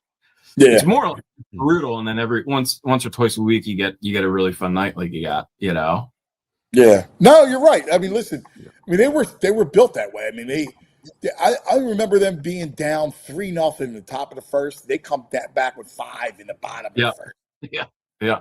They were awesome. I mean, those it's just when you watch a team that doesn't have a hole in its lineup, that to me when baseball is really nightly. Like, I mean, I remember 09, 10, 11, like it was just like a party atmosphere every night at Citizens Bank Park, because these guys just I mean, they won what they won 105 games one year.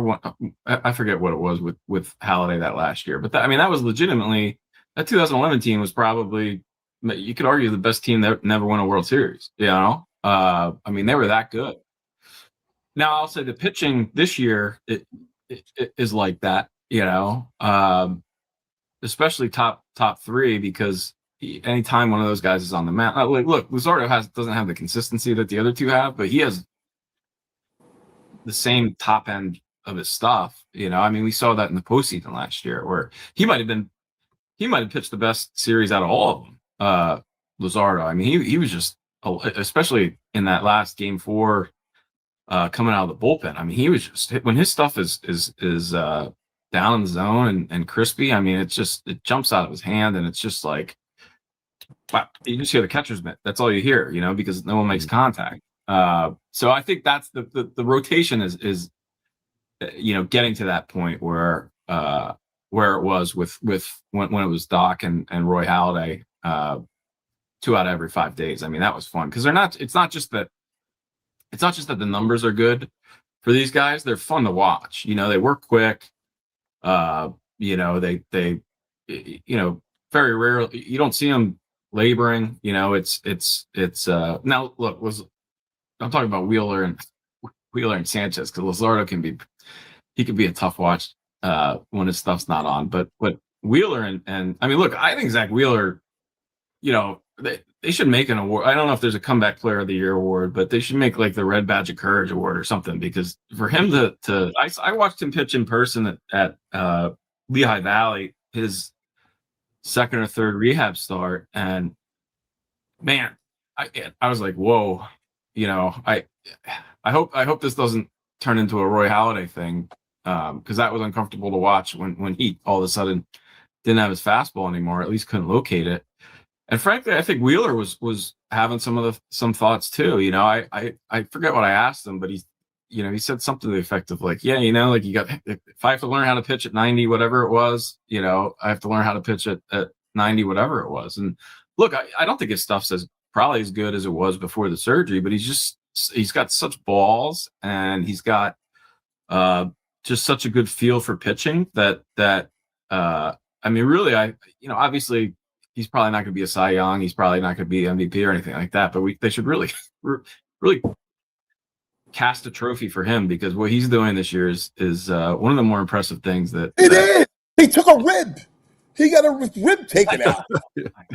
I mean, it's awesome. Yeah, it's great, man. I did not expect this out of him. Not that I doubted him, but I wasn't penciling him in to be, I wasn't penciling him in to be Zach Wheeler, Cy Young level guy once every 5 days, and that's exactly what he's been.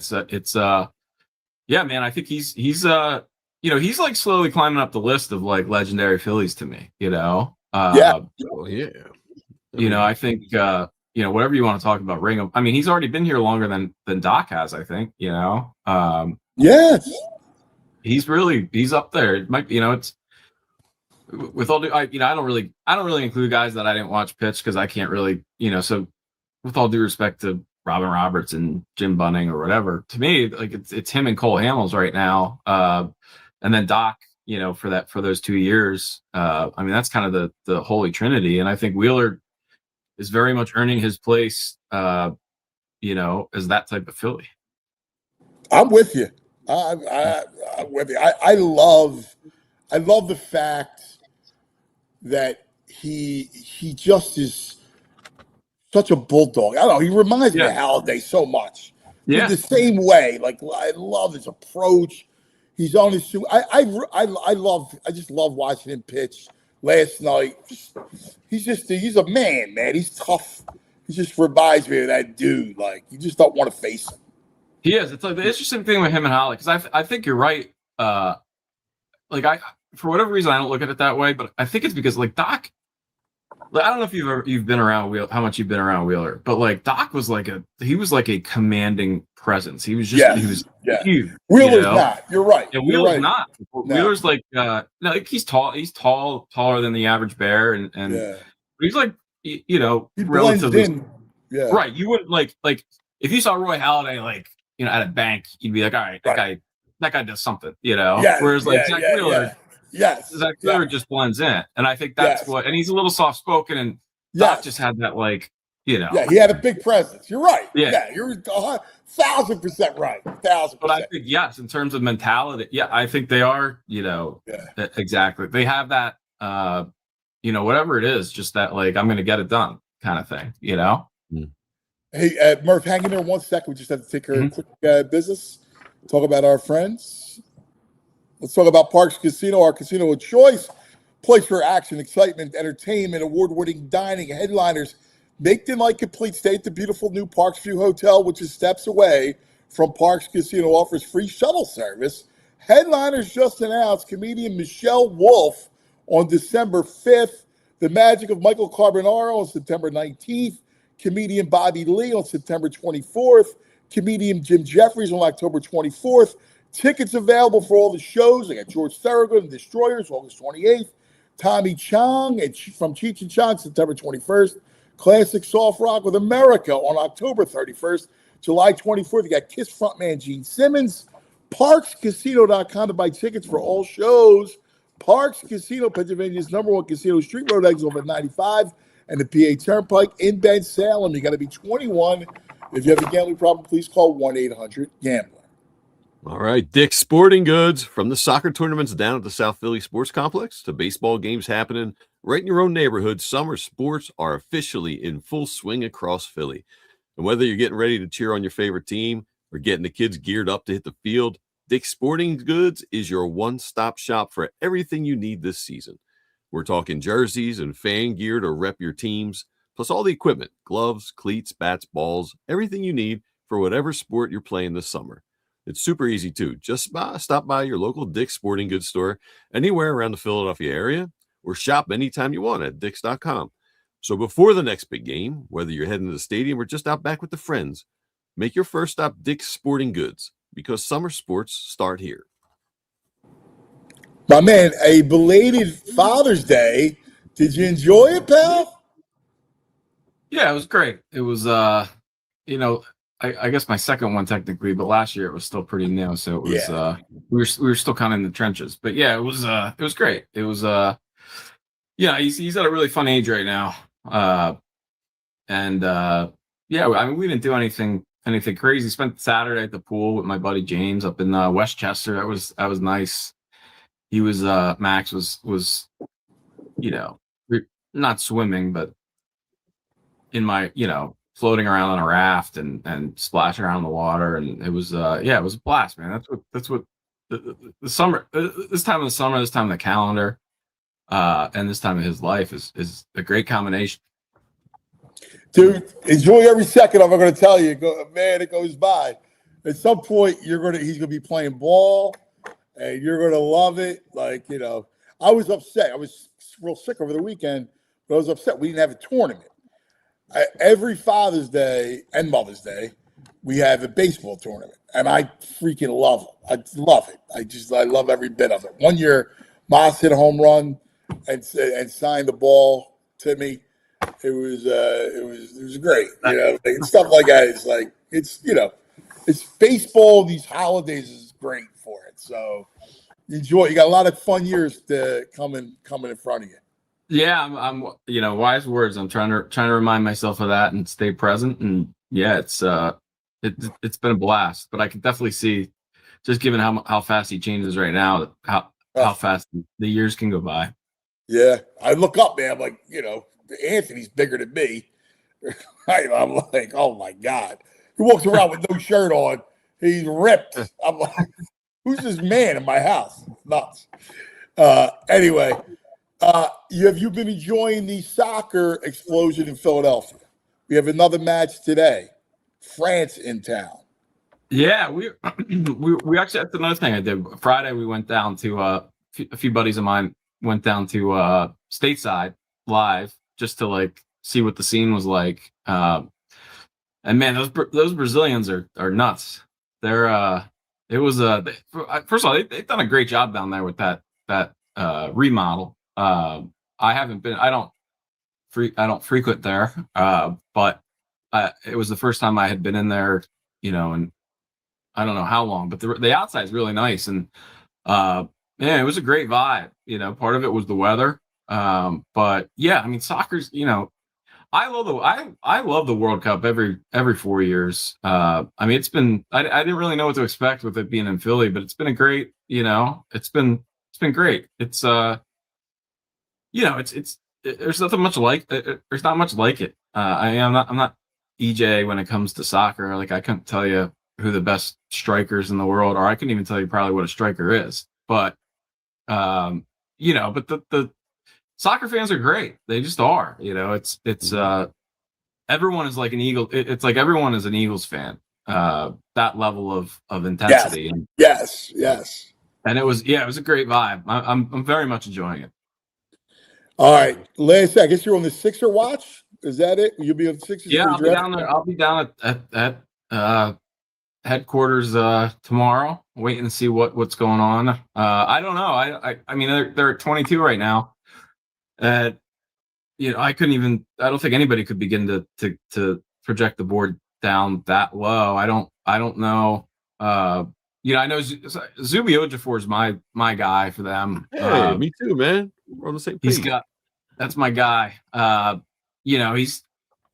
I get why he's projected as a high second rounder rather than a first rounder. But when you watch him play, I mean, he's just, he looks like a linebacker. And he legitimately looks like when the Eagles used to have their basketball team that would play in the offseason. Like he looks like Trotter or playing basketball. It's great, and I think it's exactly what the Sixers could use. You're not gonna find a guy who's gonna turn into a star usually that low. So take a guy who has a relatively high floor who knows. But we'll see. I mean, I guess I'm interested to see, do they move up? Like Morris Johnson would be the guy I would pick. He would be my guy, draft position notwithstanding. I think it's a shame. I think he's going to go a lot higher than people are projecting. I mean, I see him going no later than 15th in most mock drafts. But look, they just hired Dusty May in Dallas. It wouldn't stun me if I'm Dusty May, picking a guy like that, 6'10" wing, to pair with Cooper Flag at number 9. I'd love it. I don't think there's any chance he gets down. I love the kid. I love the guard. I forget what his name is, to be honest with you, but he would be my fourth, the guard from Houston. Fleming. I like the big from Houston. Yeah. I think he's the third best player in the draft. I like him better than Acuff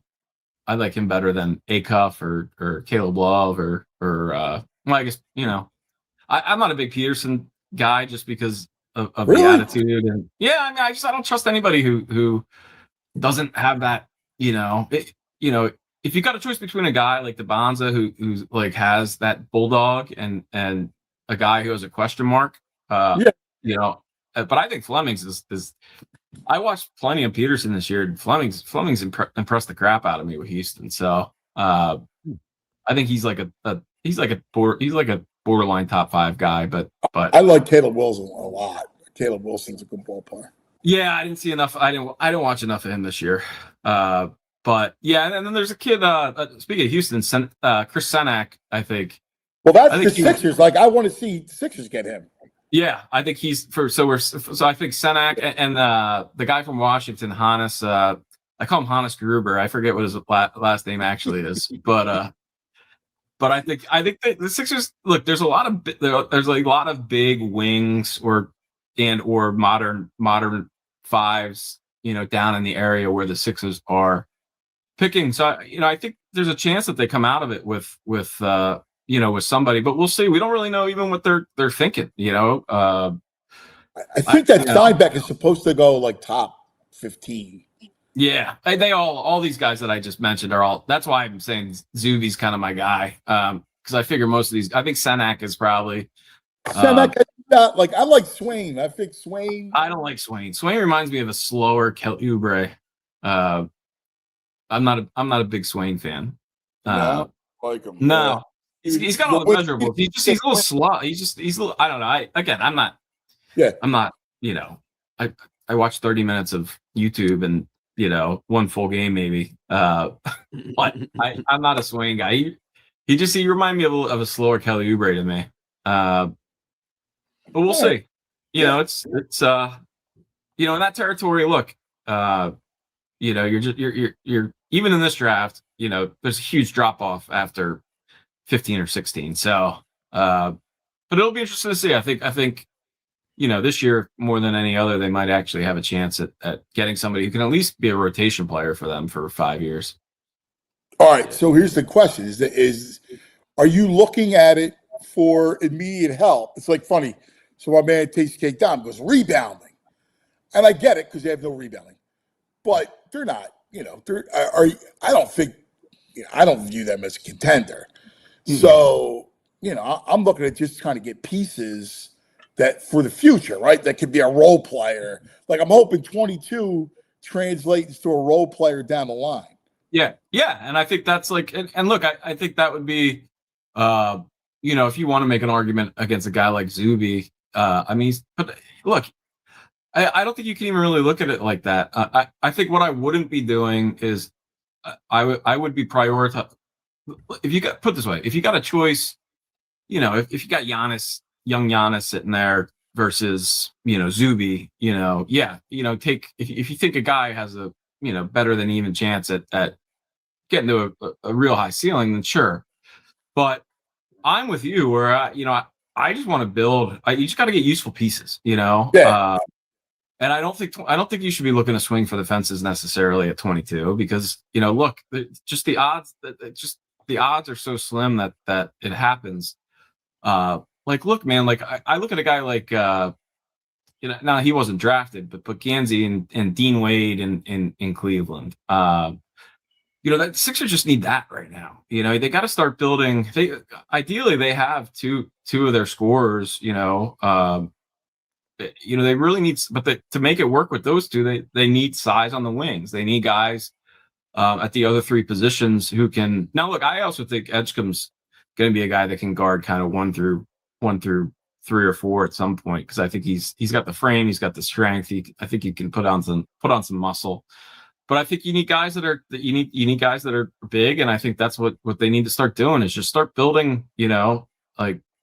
Getting guys who, like you said, will be in a rotation by the end of their rookie contract. And if you do that, all of a sudden 2 or 3 years down the road, you might actually have a legit team. Let's not forget. It's funny. The Knicks kind of their run kind of makes you almost reevaluate a little bit of what you thought about the Sixers because they housed just about everybody. Sixers probably played them during that whole run. The Sixers probably had the second or third toughest game, gave them the second or third toughest game out of San Antonio, Cleveland, or who am I missing?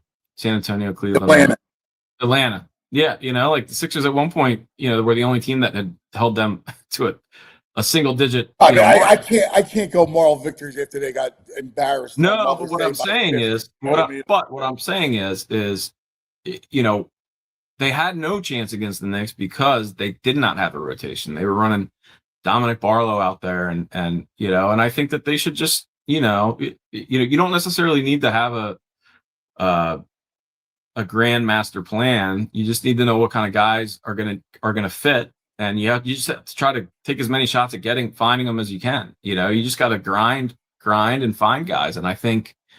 You know, why a guy like Zuby or Morris or Senak, I think, is a little more projectable kind of. He's got more ceiling, but probably a lower floor. You know, it's because I'm kind of a sucker for a high floor guy. You know, I look at Josh Hart. I look at, you know, if you look at the guys that really end up making a difference around your stars, a lot of them are these, you know. Are these high floor guys that I think the Sixers could do a lot worse than getting a guy who at the very least is going to be a contributor to a finals team in some, you know, like Ejiofor reminds me a little bit of as Jalen, the other Jalen Williams with the Y from Oklahoma City. Yeah.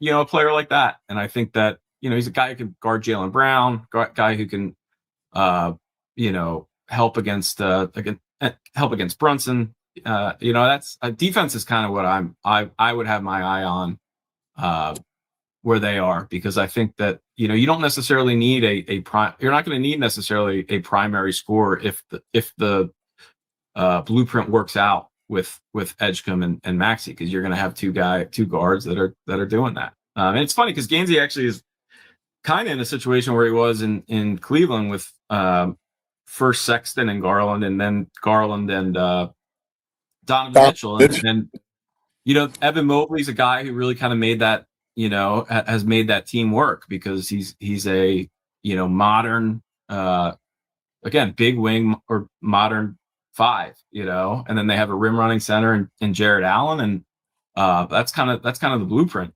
And I think that the Sixers, I think there's a chance they get a little fortunate, because you know, in the range where they are, there's a ton of guys who are kind of that, you know, Oklahoma City type oversized wing, and I love guys like that. They haven't had one, you know, they really haven't. I mean, look, Oubre, I'll give him credit. He played hard and he played well at times, but he's just, you know, he's not a modern. I wouldn't even consider him a modern three, you know, because he's just not. He doesn't have the size or the strength. I think that you need. I mean, look at what OKC is running out there with you know, both Williamses, with you know, with Dort. I mean, those are the guys that you can really go to war with, and I think that would be my model anyway. And OG, you know, I mean, OG with the Knicks, you know, I still think, other than Brunson, he's what makes that team work, because he's a you know, brick S house on the wing. He's just a load, you know, and can guard 1 through 4, 1 through 5 even. And there's just so, you know, it's so valuable in today's NBA. That would be my guy if I was Mike Kianzi. That's who I'm trying to find. I'm trying to find as many of those guys as I can. Yeah, I hear you, buddy. Yeah. Well, it'll be fun. We'll see. I'm dubious. It's going to be a while. I mean, it'll be fun because we have no idea. We actually have no idea what these two guys haven't said anything. Right. You know, they've babbled for 60 minutes, Myers and Gansey, and really haven't given us. Not that they owe it to anybody, and maybe they don't know. But I really have no. Like, who knows? Like, maybe they would. You know, would you trade 22 for a Dort? Or, I mean, there's going to be a ton of movement this year. It's going to be a crazy offseason. Nah, I'm not looking to move for players. Because I'm not going to win. So I want pieces. I want to try to build. Until I can get rid of the other two, I just want to build. I don't want to. I'm not looking to try to win now. I can't. I'm with you, and I think that I think they're going to be fortunate. I think no matter what they try to do, they're not going to win now. I don't think that they didn't. The great thing about the new lottery odds is you don't need to tank. In fact, the teams in the best position are going to be teams like the Sixers, where if the Heat get Giannis, I mean, the Sixers are going to go into the season no matter what they do. If the Heat get Giannis, they're going into the season as the 7th or 8th best team in the East max. Even if everything breaks right. I mean, it's and then in the West, you've got Dallas is on the come up. I mean, I think Cooper Flag is generational generation. And you've got obviously the Thunder and the Spurs, and I think it's going to be a crazy offseason because I think these teams, like if you're the Spurs, you're like, all right, we shouldn't have beat the Thunder. They had 2 injuries, and if you're the Thunder, you're thinking, wow, if the Spurs do something, we're not going to beat the Spurs. So like I think Jaylen Brown would be a great fit in San Antonio. I think I think the Thunder should be looking to consolidate their talent and maybe get somebody. I think it's gonna be a wild offseason. Yeah, I'm with you, brother. I'm with you. I'm excited. We'll see what happens. Pumped up. But always good talking to you, brother. Love our Murphy Mondays. You're the best, pal. Great seeing you guys. Thanks, pal. There he is, the great David Murphy on the Xfinity Mobile call-in line. All right, man. We got to give major props to Ethan. Yeah, man, Ethan. Did a great job filling in for Jules Rules. Yeah. Great job. All right, buddy. What's on tap? You have any of your picks? Don't you people looking? You can't let the people down. I'm trying to figure out an angle of this France game, so I think I'm going to go France minus either 3.5 or 4.5. Wow. I think 3.5 is a safe play. 3.5 plus 170. You think they go bananas? I think they're going to go bananas. Yeah. All right. There you go. They need it. Yeah. The early game. I mean, Argentina, you got to find a way to win. If you play Argentina money line, Messi to score, I think that's a fun bet. There you go. Perfect. All right, that's going to do it for us. All right, buddy. You feel better. Go lay down and watch some soccer. Yeah, I'm spent. Yeah, I'll bet. No, but it's feeling better than I did over the weekend. So good. I'm on the back nine. I'm on the back side of this thing. Love it. All right, everybody have a great day. We love you. Thanks, Ethan. We'll see you tomorrow. We all silly like the mayor.